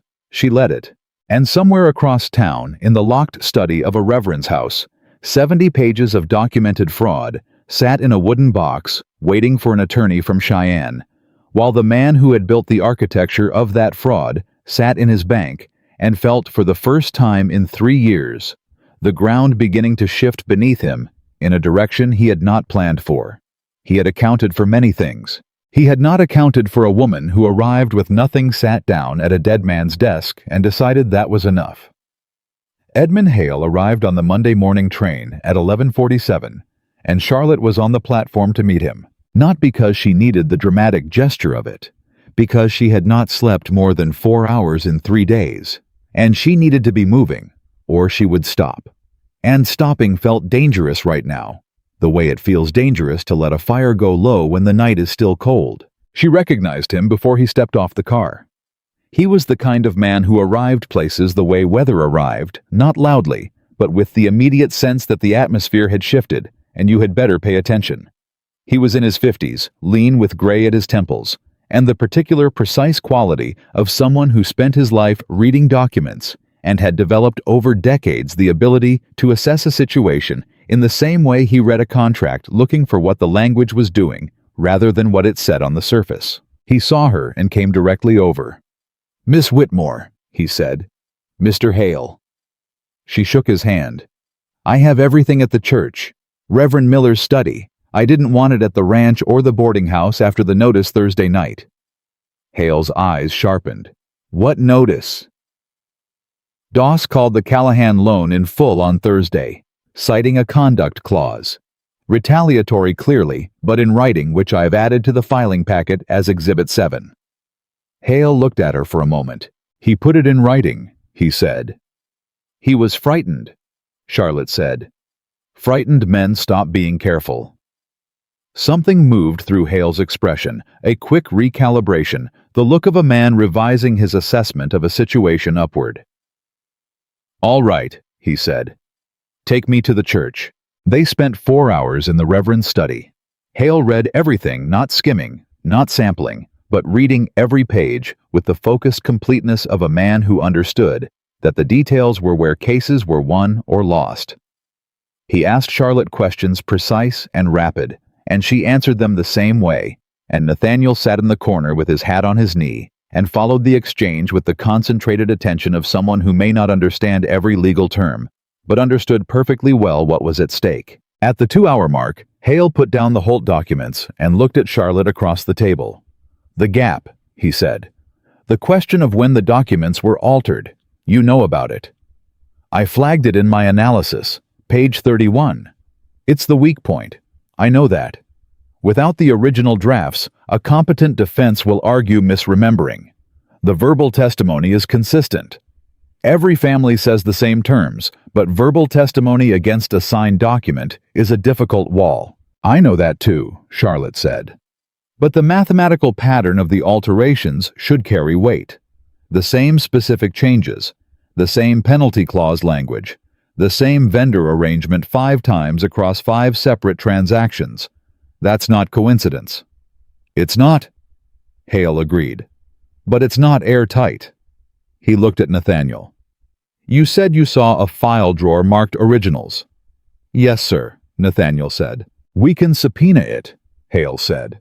"Once we file, we can compel production of all bank records. If those originals exist and show what we think they show, that's your airtight." He paused. "But Doss will move to resist the subpoena. It'll take time. And in the meantime, the loan call on your ranch stands." The room was quiet for a moment. "How long?" Nathaniel asked. "To get a court order for the subpoena and have it executed 3 weeks minimum. A month more likely." Hale looked at both of them. "Can the ranch operate for a month under a called loan?" Nathaniel was quiet for a moment. "I have reserves," he said. "Not much, but some." A pause. "Enough." Charlotte looked at him. She knew his finances better than anyone except Nathaniel himself, and she knew that enough was doing a great deal of work in that sentence. She said nothing. "Then we file today," Hale said, "and we move fast." He began stacking the documents into the careful order Charlotte had organized them in. "I want to speak with each family this afternoon, and I want to speak with Walt Greer. His testimony about the payment arrangement is potentially the most important piece you have. It establishes Doss's intent rather than just the outcome." "I'll arrange it," Charlotte said.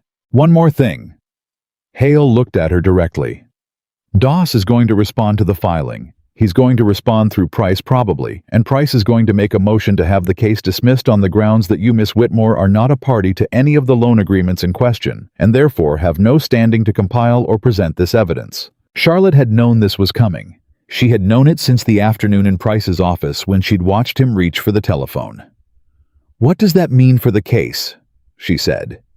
"It means the case proceeds regardless because the families themselves are the plaintiffs, not you. But it means you become a target. Doss will try to discredit you, your background, your reasons for being in Harlow Creek, your relationship with Mr. Callahan." A pause. "All of it." The way he said all of it carried a specific weight. Charlotte understood. She thought about the train platform and the women across the street. She thought about Thomas Reed's letters in their brown ribbon. She thought about every person in Harlow Creek who had watched her arrive in a situation and decided what it meant about her before she'd spoken a single word. "Let him try," she said. Hale almost smiled. "Good," he said. "Then let's go." The filing happened at 3 in the afternoon via telegraph to the Territorial Court in Cheyenne, with Hale's firm as counsel of record. Charlotte sat in the telegraph office and listened to the clicks carrying the information eastward, and felt something that was not quite relief. The case wasn't won. It was barely started, but was the specific release of energy that comes when something you've been building finally becomes real. When it moves from the desk into the world. She stepped out of the telegraph office into the afternoon sun and found Nathaniel waiting by the wagon. He looked at her face. "Done," she said. He nodded. A beat passed. "Doss is going to know within the hour," she said. "His bank gets a copy of the filing." "I know," Nathaniel said. "What do you want to do?" He looked at the street for a moment, at the town that had been his town for 14 years, at the buildings he knew by name and by owner, and by the stories attached to each one, at the place where he had built a life, one careful year at a time. "I want to go home," he said, "and do the evening chores, and let Doss figure out his next move on his own time." He looked at her.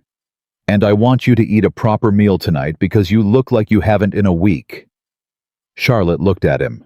"I had cornbread on Wednesday," she said. "That's not a meal," he said. "Get in the wagon." She got in the wagon. The proper meal turned out to be a beef stew, substantially better than any other beef stew Charlotte had encountered in 25 years of life, which she didn't mention because she suspected Nathaniel would deflect it the way he deflected all compliments, not with false modesty, but with a genuine disinterest in being credited for things he considered simply the right way to do something. They ate at the kitchen table, which was where they always ate when she stayed past supper. And for a while, neither of them talked about the case, or the filing, or Doss, or what came next. Nathaniel talked about a fence repair he'd done that morning on the south pasture. Charlotte told him about a time her uncle had discovered a 3-year accounting error in his records that had been generating phantom profit, and the particular way the man's face had moved through 5 stages of emotion in 45 seconds when she showed it to him. Nathaniel laughed at that. Not a big laugh. It was never a big laugh with him, but real low. The kind of laugh that a person produces when something has genuinely caught them off guard. Charlotte thought, "I want to make him laugh again."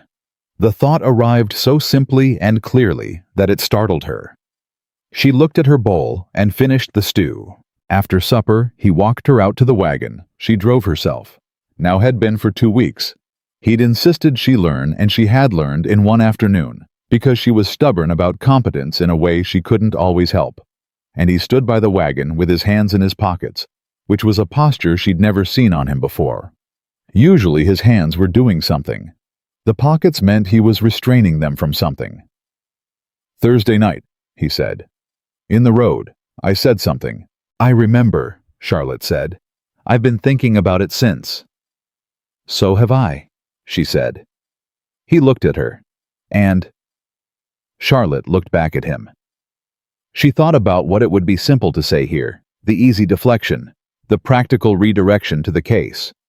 The several very logical reasons why this particular conversation was happening at a complicated time and might be better delayed until the situation was resolved. She was good at all of those moves. She was tired of being good at all of those moves. "I think," she said carefully, "that you are the most honest person I've met in my life. And that is a very unsettling thing to encounter when you're not used to it." She paused. "And I think I don't know what to do with someone who stays." "Stays," he repeated. "Who doesn't leave," she said. "Who doesn't decide eventually that I'm too much trouble or too much weight or too much of something and find a reason to be somewhere else?" She looked at him directly. "Every person in my life has eventually found a reason to be somewhere else." Nathaniel was quiet for a moment. "Charlotte," he said, "I built a ranch and stayed on it for 14 years, in Wyoming, through 4 bad winters and 2 droughts and a cattle sickness that took 30% of my herd in 1879. A pause. "Staying is about the one thing in the world I know how to do." Charlotte breathed. In, out. She did not say anything else. Neither did he. But when she drove back to town that night, she was conscious of something having shifted, not dramatically, not with proclamations or promises, just quietly, the way things shift when 2 people have been honest with each other about something real. She slept that night properly, for the first time in a week. She woke at 6 to the sound of someone knocking at Mrs. Aldridge's front door with considerable urgency. She was dressed and down the stairs before Mrs. Aldridge reached the door. The Pierce boy again, white-faced this time. "Miss Whitmore," he said. "The bank. Someone broke into the church last night." The Reverend's study. Charlotte was out the door before he finished. She arrived at the church to find Reverend Miller standing in the doorway of his study with his arms crossed and an expression of controlled fury that sat very strangely on a man whose natural register was quiet. The door lock had been forced. The wooden boxes were still there, the documents still inside, because she had instructed Hale to take the originals with him to the hotel and leave copies in the church. The copies were still in the boxes, but the boxes had been opened. Gone through. The papers were disordered in a way that said someone had been looking for something specific and had not found it. Charlotte stood in the middle of the study and looked at the disrupted papers. He'd been looking for the originals. The documents themselves. Looking to take them, destroy them, remove the evidence before the subpoena could compel production of his own records. He hadn't found them because Hale had them at the hotel, but he had been here. He had broken into a church. The specific nature of that calculation that Harlan Doss had determined it was worth breaking into a church to stop what was happening told Charlotte something important about how frightened he was. A man who had spent 3 years being very careful was no longer being careful. She picked up the disordered papers and began restoring them to order. Nathaniel arrived 20 minutes later. He came in and looked at the room and then at Charlotte and then at the Reverend. "Is anything missing?" he asked. "No," Charlotte said. "He was looking for the originals. He didn't find them." She continued stacking papers with methodical calm. "But he's told us something. He knows we've identified the cabinet drawer. He knows we know the originals exist. Otherwise, he wouldn't be looking to destroy evidence. He'd let the case play out and trust that we couldn't prove alteration." She looked up. "He broke into this room because he's scared. And he's scared because those originals show exactly what we think they show. We still can't access them legally before the subpoena," Nathaniel said. "No," Charlotte agreed. "Then we wait. Then we wait," she said, "and we tell Hale immediately, and we add it to the file." She was pulling a sheet of paper from her coat pocket to write the addendum when Nathaniel put his hand on her arm. Gently, she stopped. "Charlotte," he said, "look at me." She looked at him. "Are you all right?" he said. "Not is the case all right. Not are the documents all right. Are you all right?" She thought about it honestly, which was not how she usually answered that question. "No," she said. "Not entirely." He nodded, like that was the right answer, like he'd needed to know it was real. "Okay," he said. "Then we deal with the file and then we deal with the rest. In that order." "In that order," she agreed. They went to find Hale. The week that followed was the longest of Charlotte's life, and also in a way she couldn't fully account for, among the most vivid. The case moved in the grinding mechanical way that legal processes move forms and responses and motions and countermotions, the slow bureaucratic machinery of justice doing its work at a pace entirely indifferent to the urgency of the people inside it. Doss filed a counter motion through Price to dismiss on standing grounds as Hale had predicted. Hale responded. The territorial court requested additional documentation. Charlotte provided it. Doss's attorney from Cheyenne arrived in Harlow Creek, a sharp-faced man named Burwell, who looked at Charlotte the way Price had looked at her, as if her presence in the situation was itself a kind of argument against her. But the town was watching. That was the thing that Charlotte hadn't entirely calculated. A small town, she was learning, was not just a collection of people who talked about each other. It was a collection of people who were watching all the time everything and forming conclusions based on what they saw rather than what they were told. And what they had seen over the past 4 weeks was this: a woman who had arrived in a difficult situation, had sat down and worked, had gone to Greta Holt's daughter's house and sat at her table, had found Walt Greer's fraud and not destroyed him for it, but used his information to go after the larger wrong, had been threatened by Doss and had told his hired man Monday morning and walked away with her head up. The women who had stood at the feed store on the day Charlotte arrived, not all of them, but some had started to look at her differently. She noticed it in small ways. The way conversations paused and restarted when she walked into Millie's rather than simply stopping. The way Mrs. Bremer, who had been the loudest laugher on the platform that first afternoon, and who ran the dressmaker's shop 2 doors from the post office, had said good morning to her on Tuesday, with something in her face that was not quite apology, but was adjacent to acknowledgement. Charlotte did not rush to meet any of it. She said good morning back to Mrs. Bremer and continued to the post office. She was not interested in performances of reconciliation. She was interested in the actual work. But she noticed. And on Thursday, 11 days after the filing, the thing happened that Hale had been waiting for. One of Doss's vendors, the grain supplier from Laramie, who had been charging the inflated prices through the bank-arranged contracts, received a subpoena for his own business records as part of the discovery process. He arrived in Harlow Creek on Thursday afternoon unannounced, walked into the bank and walked out 20 minutes later. Then he walked into Hale's temporary office at the hotel. His name was Joseph Marsh, and he was a stout, uncomfortable-looking man with the specific discomfort of someone who had been doing a thing they knew was wrong, and has just been given the choice between going down for it and making a deal. He made a deal. Charlotte was in the room when Hale took his statement.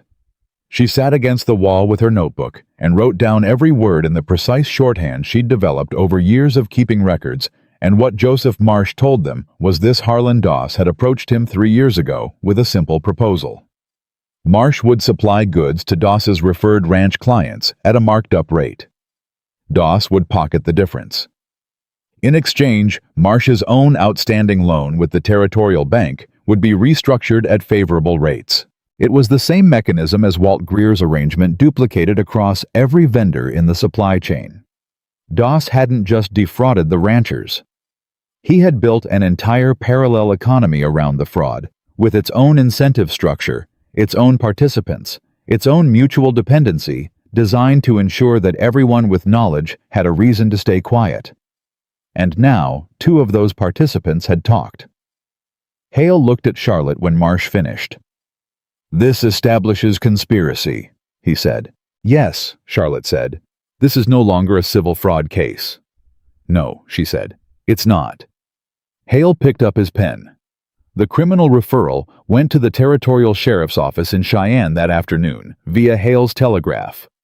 The sheriff's office responded within 2 hours, faster than anything else in this process had moved, because a criminal referral naming a bank officer and citing a conspiracy across multiple counties was the kind of thing that moved fast. A deputy sheriff arrived in Harlow Creek by Friday morning.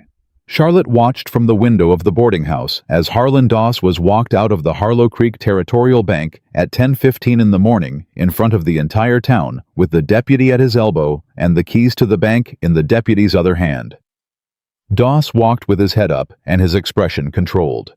At the last moment as he crossed the street, his eyes found Charlotte in the window. She looked back at him steadily.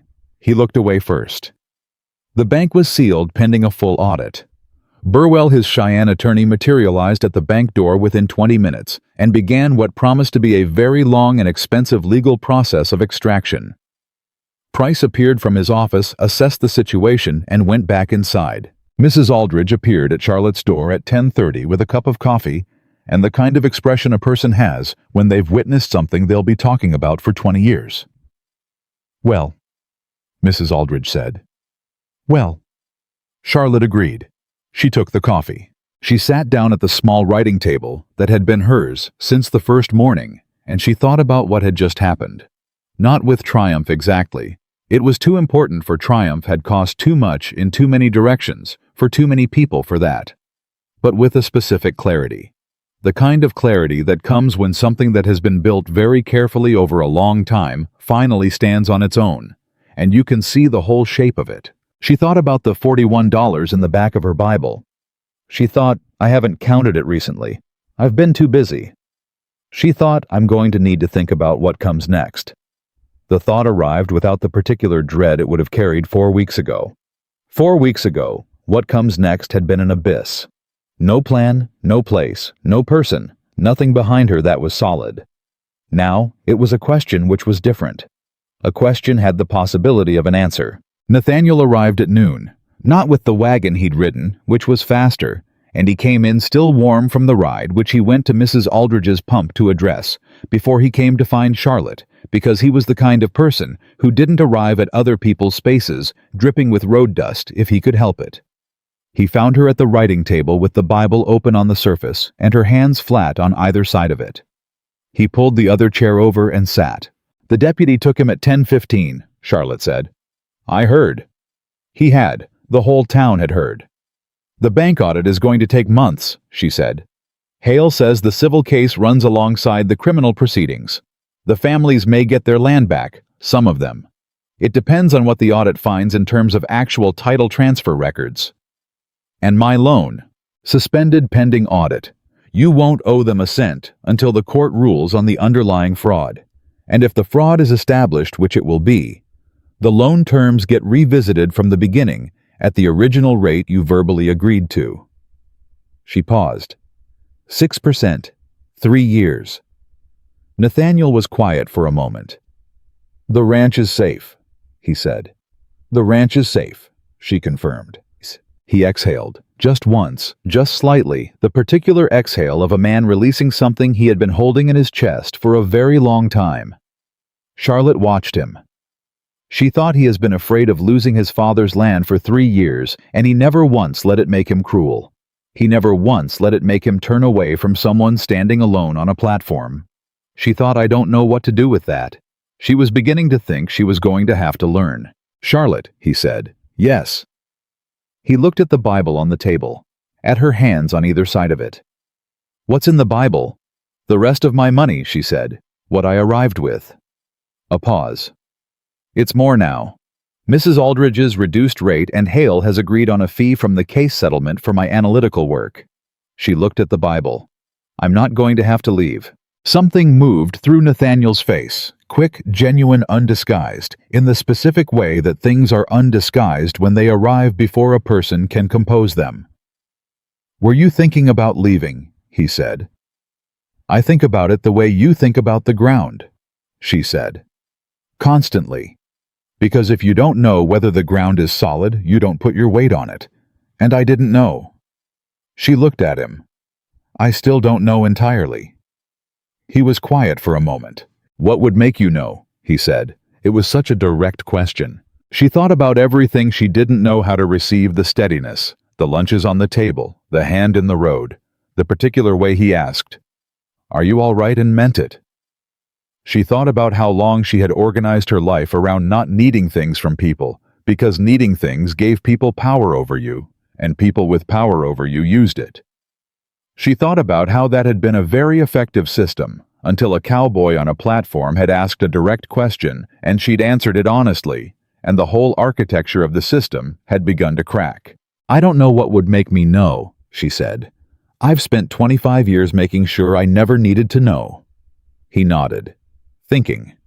Then, "Charlotte, you want to stay, not because you have to, because you want to." It wasn't a question. She looked at him. "Yes," she said.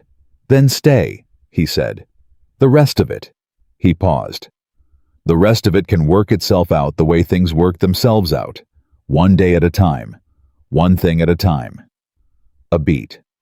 "You're good at working things out." Charlotte looked at Nathaniel Callahan across the small writing table in Mrs. Aldridge's boarding house, this man who had carried his father's land for 14 years and kept his promises to his 12-year-old self, and cooked lunch without making it a production. And she felt something settle in her chest that was different from the clarity of a balanced ledger or the satisfaction of a fraud exposed. It was something quieter, more permanent, something that felt for the first time in her life like ground she might actually put her weight on. "One thing at a time," she said. He almost smiled.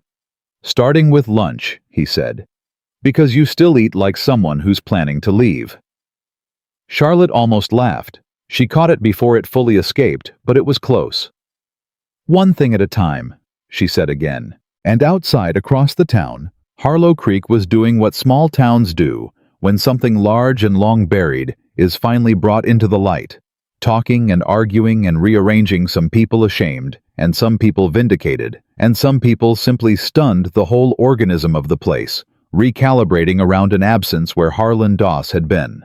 And in the Reverend's study, 70 pages of documented fraud sat in their organized stacks, having done exactly what Charlotte Whitmore had built them to do. And the ground for the first time felt solid beneath her feet. The audit took 11 weeks. Charlotte knew this because she counted them not obsessively, not with the particular dread she might have counted them 6 weeks ago, but with the steady professional attention of someone who was tracking a process she had built and wanted to see completed correctly. She had not built it to be almost right. She had built it to be finished. She was still at Nathaniel's desk every morning. That had not changed. What had changed was the nature of the work, less frantic now, less driven by the clock that Doss had set ticking, more methodical. Hale was coordinating with the territorial court in Cheyenne. The audit team from the court had arrived in Harlow Creek 3 days after Doss's arrest and had spent 6 weeks dismantling the bank's records with the thorough impersonality of people doing a job they had done before in other places, with other names attached to the same scheme. Charlotte had been asked twice formally to assist with interpreting the accounting structure. She had done so both times with the same precision she brought to everything, and the lead auditor, a thin, serious woman named Agnes Park, who had traveled from Denver and who looked at Charlotte's organized document packet on the first meeting with the expression of a person encountering something unexpectedly well made, had said at the end of their second session that in 20 years of forensic accounting work, she had rarely seen a fraud documented as clearly before a formal investigation had even begun. Charlotte had thanked her. She had thought I had very good reason to be thorough. The cabinet drawer marked originals, once the audit team had legal access to it, contained exactly what Charlotte had theorized it would contain. The original draft loan documents. Every one of them. In Doss's own handwriting, with the accurate terms, the terms every family had verbally agreed to, written in clear figures that matched precisely what each family had described in their testimony. He had kept them as insurance, his own protection if the scheme ever needed to be unwound on his terms. Instead, they had become the airtight evidence that closed every gap in Charlotte's analysis. When Hale called her into his temporary office to tell her about the drawer contents, he had put the photographic copies of the originals on the table between them and looked at her for a long moment before speaking. "You were right about everything," he said. Charlotte looked at the documents. She thought about Greta Holt's voice thinning out when she described signing the papers, about the Pierce family's eldest boy working weekends at the telegraph office to help his parents stay afloat, about Nathaniel's exhale when she told him the ranch was safe, just that one exhale, years of fear released in half a second. "I know," she said. It came out flat. Not triumphant, just honest. Hale almost smiled. "The criminal case against Doss will proceed in Cheyenne," he said. "The civil restitution, land recovery, financial damages, those filings are complete. The families should expect rulings within 60 days. He paused. "And your compensation from the settlement fund. I've had it structured as a professional consultation fee. It's not what your work was worth, but it's what the court would approve." He named the figure. Charlotte was quiet for a moment. "That's enough," she said. "To stay." "Yes," Hale said. "It is." She walked out of his office into the Harlow Creek afternoon and stood on the sidewalk in the same place she had stood on the day she'd walked out of Price's office, with his refusal still stinging, and Doss already reaching for his telephone. She stood there and looked at the street, the same buildings, the same town, and she thought about how a place could look identical while everything inside it had shifted. She walked to the post office. She had a letter to write. She had not written to her mother since before she left Columbus. There had been nothing to say that she could say honestly, and dishonest letters required energy she hadn't had. But now she sat at the public writing table in the corner of the post office and wrote 3 pages in her usual even hand, and she told her mother the truth about all of it. Thomas Reed, the platform, the trunk, the cowboy, the desk, the fraud, the filing, the arrest. All of it factual and direct, the way she always told things. At the end of the 3rd page, she wrote, "I am not coming home. I have found work here that is real, and a place where the work matters, and a person who is honest in a way I did not know people could be honest. I am well. I am more well than I have been in longer than I can account for.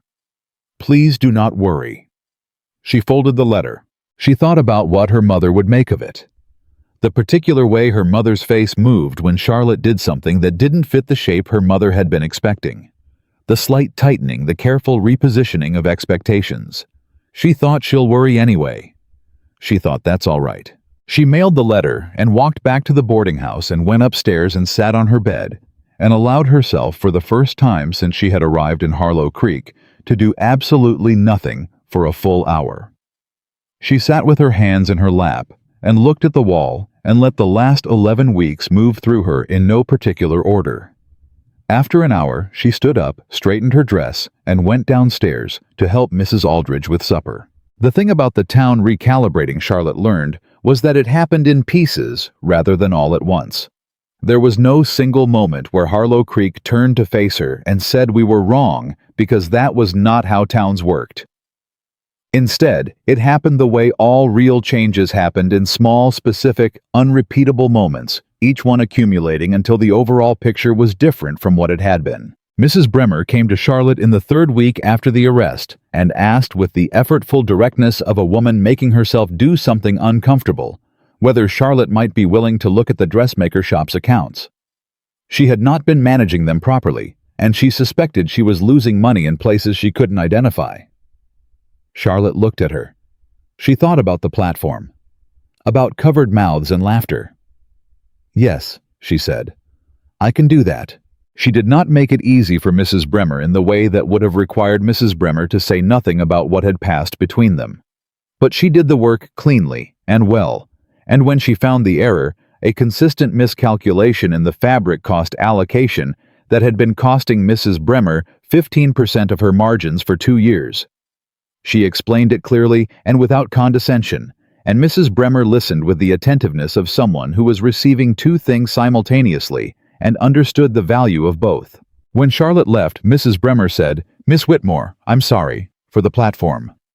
Charlotte stopped. She turned. "I know," she said. It was not forgiveness exactly, but it was acknowledgement.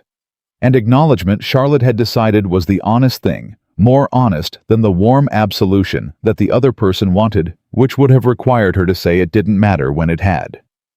Mrs. Bremer nodded, and that was that. Walt Greer came to her 2 days later with a referral. A rancher from 12 miles north of town who'd heard about the Doss case and wanted his accounts reviewed by someone who knew how to find things that were supposed to stay hidden. Charlotte took the referral. She took the 2 that followed. By the 6th week after the arrest, she had 4 regular clients in Harlow Creek and 2 inquiry letters from Cheyenne, where word of her work on the Doss case had moved through the legal community with the speed that competent, well-documented work tended to move when the right people were paying attention. She was building something. She could feel it taking shape the way she could feel the shape of an argument in a set of numbers not finished yet, not certain yet, but structured, directional, real. At Nathaniel's ranch, the work continued too, just with a different character now. She still came every morning. She still sat at the desk. But the urgency had dissolved into something more sustainable, the regular rhythm of a business being run properly with someone watching the numbers who knew what they were doing. The cattle were healthy. The supply contracts had been renegotiated, directly cutting out every one of Doss's kickback vendors and replacing them with fair-priced suppliers that Charlotte had identified through Agnes Park's contacts in Denver. The ranch's financial picture for the first time in 3 years was improving. Nathaniel didn't say much about it. He was not a man who said much about things that were working, but Charlotte had learned to read the particular quality of his silence, and the silence around the ranch these weeks had a different texture than the silence that had been there when she arrived, less weight in it. Less of that specific heaviness that financial fear put into the air of a place. One Tuesday morning in the 7th week, she arrived at the ranch to find a second chair had been moved to the desk from the front room. Not the chair that was already there, Nathaniel's chair, the one he used when he sat across from her. A third chair, a good one with a straight back and a cushion positioned beside the desk rather than across it. She looked at it. She looked at Nathaniel, who was making coffee in the kitchen, and who had his back to her and his attention apparently entirely on the coffee. "That chair," she said. "Needed somewhere to put it," he said. Front room was crowded. Your front room has 4 pieces of furniture in it. Crowded, he said again, and brought her the coffee. She looked at the chair. She looked at him. He looked at the window. She sat down at the desk. She did not move the chair. It stayed there. The letter from the territorial court arrived on a Wednesday in the 9th week, and Charlotte was the one who received it because she was at the ranch when the mail came, and Nathaniel was in the South Field. She opened it. She was authorized to open all correspondence pertaining to the case per the document Hale had filed, establishing her role, and she read it standing in the front room with the morning light coming through the east window. She read it twice. She walked to the South Field. Nathaniel was mending a section of fence that had been troubling him for a week, working with the patient, competent efficiency of a man who fixed things the first time correctly rather than quickly. He heard her coming and straightened, looking at her face. He put down the wire. Tell me, he said. The Holts are getting the land back, she said. Full restoration of title. Same for the Beaumonts. The Pierce's case is slightly more complicated because Doss had transferred part of their land to a holding company, but Hale says the court will pierce that within 30 days. She looked at the letter in her hands. Your loan has been declared void. The original terms, 6% 3 years, are being honored by the court-appointed bank trustee. And Doss is being transported to Cheyenne for trial next month. Nathaniel was very still. The field was quiet around them. The cattle moved somewhere in the distance. A bird crossed overhead. The ordinary sounds of a working ranch going about its morning. Greta Holt gets her land back, he said. Yes. He looked at the fence line. The one his father had built first, the marker on the east side. All right, he said. His voice was rough at the edges, just slightly, just enough to hear. Charlotte looked at him.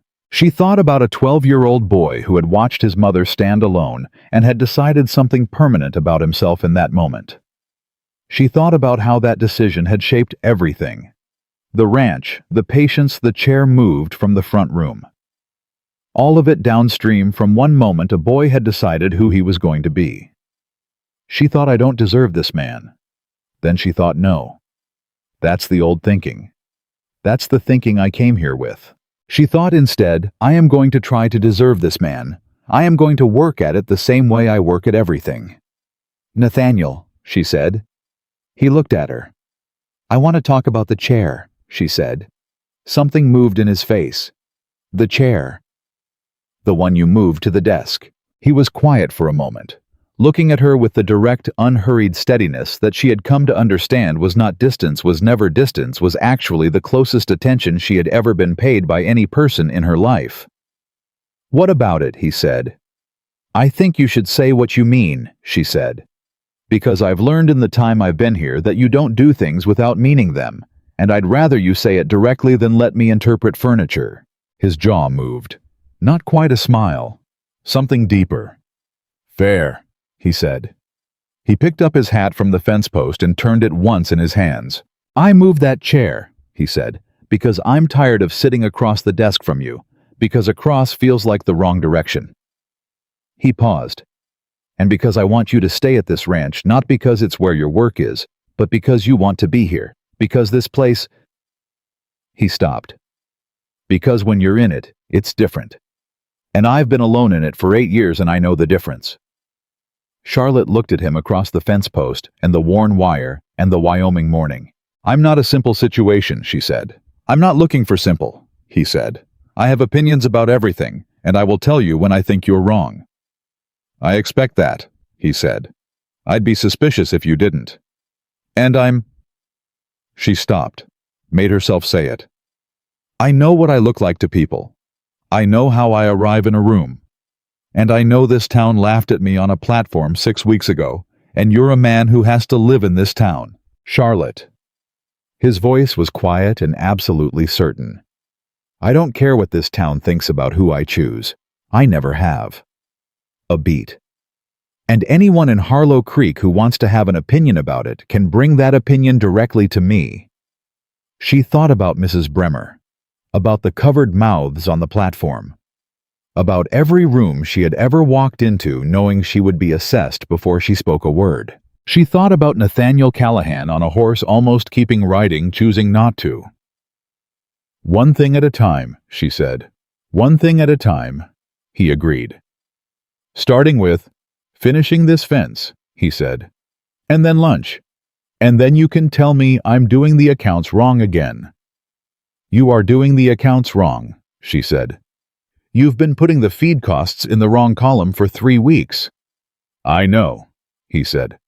"I do it on purpose, so you have something to correct." Charlotte stared at him. He picked up the wire. She turned and walked back toward the house, and she was almost there before she let herself laugh. Really laugh fully. The kind of laugh that comes from somewhere genuine and doesn't ask permission. And she stood in the morning air of the Callahan Ranch and let it happen. It felt like the best thing. The trial of Harlan Doss took place in Cheyenne in the 11th week.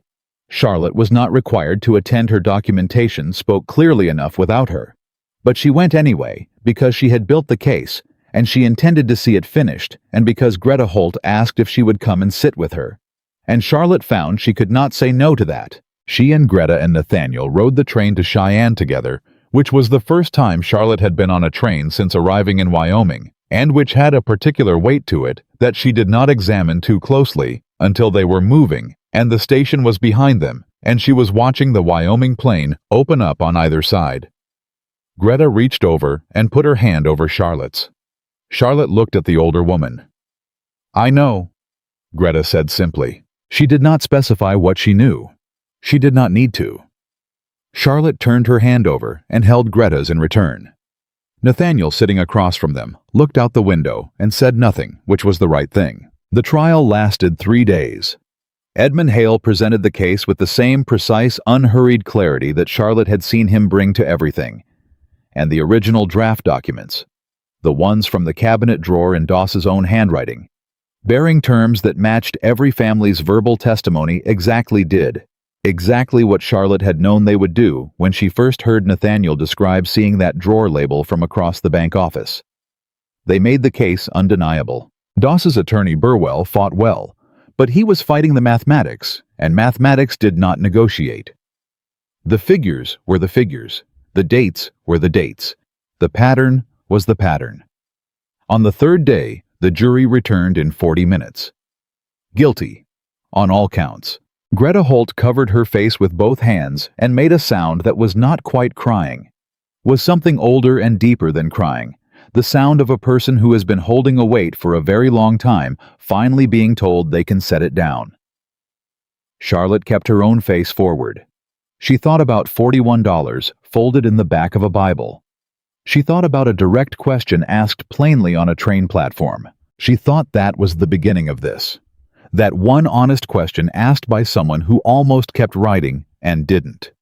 Harlan Doss was sentenced to 14 years in the Territorial Penitentiary. Charlotte looked at him as the sentence was read, looked at the smooth confidence and the fine suit and the particular quality of practiced pleasantness that had allowed him to sit across from frightened people and take everything they had. She watched his face when the sentence came down, watched the thing that moved through it. Not remorse. She didn't think it was remorse, but a kind of final recalculation, the last adjustment of a man who had spent 3 years believing he had built something unassailable and had just been shown the specific point where it had cracked. It had cracked at a train station, on a summer afternoon, in front of a woman sitting on a wooden trunk with $41 and 6 months of letters tied with brown ribbon. He had not accounted for her. That was his error. She looked away from him. She was done looking at him. They rode the train back to Harlow Creek the next morning, and this time Charlotte sat next to the window and watched the plane go past with the particular quality of attention she gave to things she was deciding how to feel about.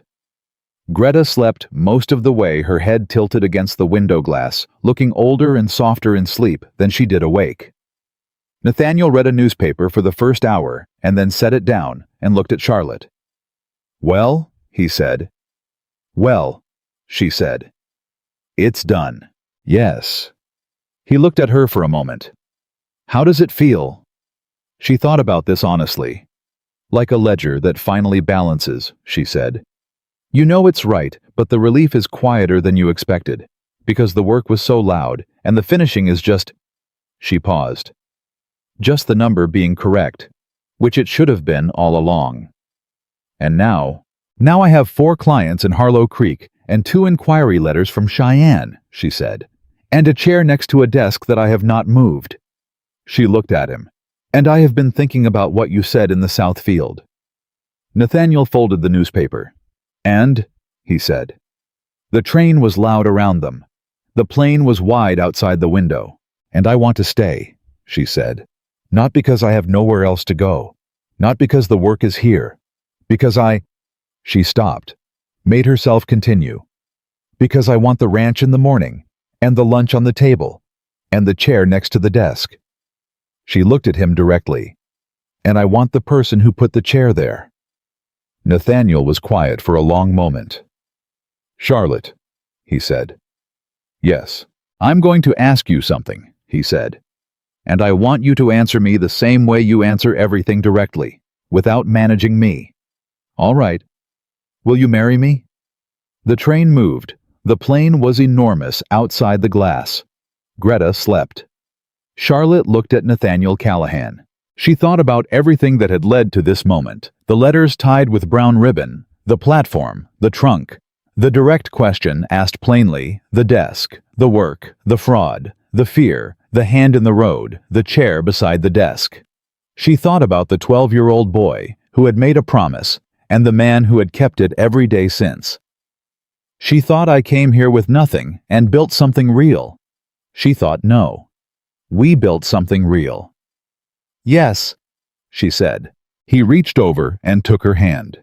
He held it the way he held everything he intended to keep carefully, without flourish, with the complete and unhurried attention of a man who understood that the things worth holding required both hands and no reservations. Greta woke up 20 minutes outside of Harlow Creek and looked at their joined hands and said nothing at all, just pressed her lips together in the specific way of a woman who has seen something good and intends to let it be good without commentary. Charlotte caught her eye. Greta patted her own heart once deliberately.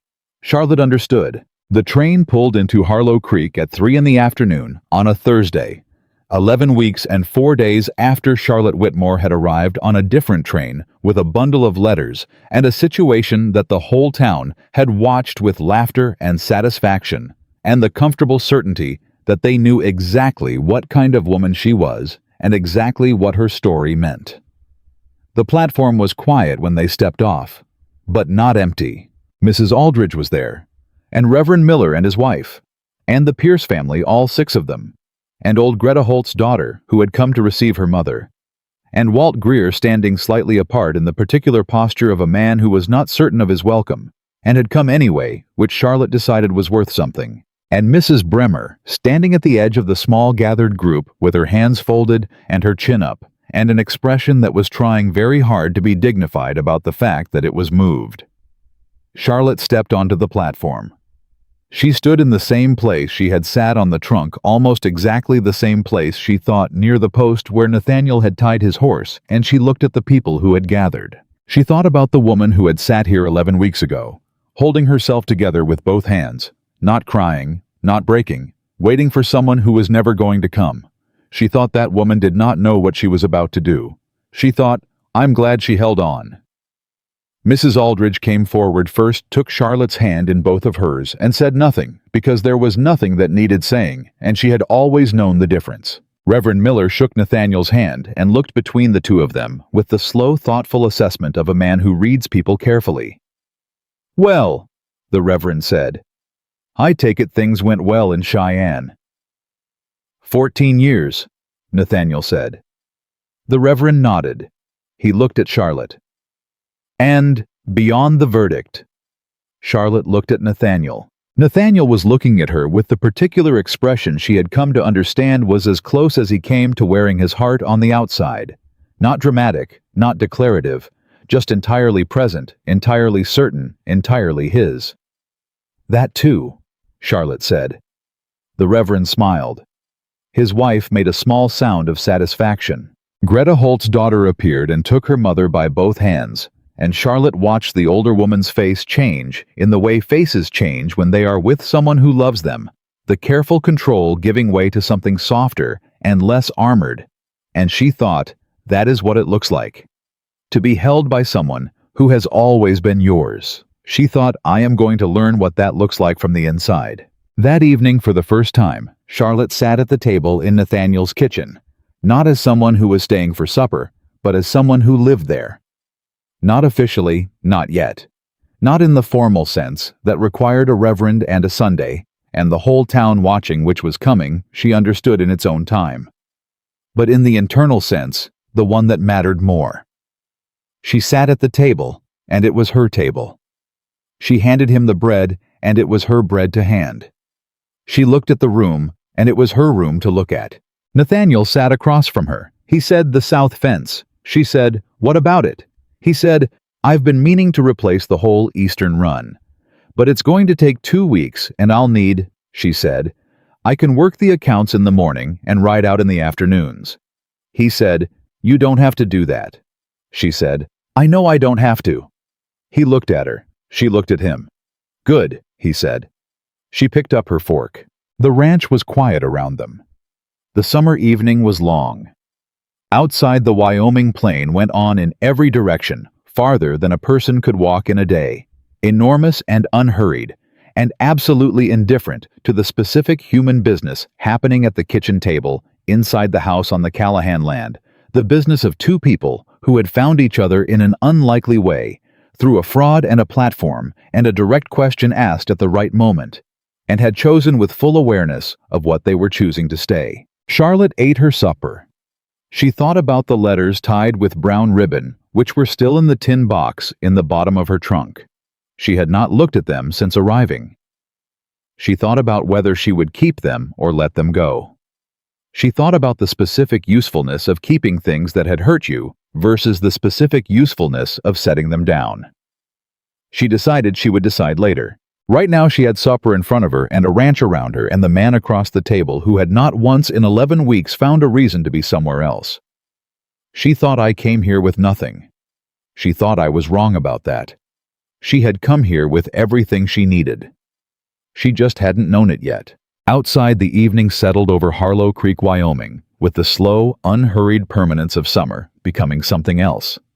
Not ending, just changing the way all real things changed. The same town, the same plain, the same enormous sky. But everything inside it different from what it had been.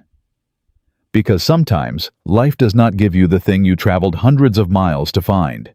Sometimes it gives you something truer. A question asked plainly, a hand on a trunk, a chair moved beside a desk, a man who knew how to stay, and a woman who finally let him.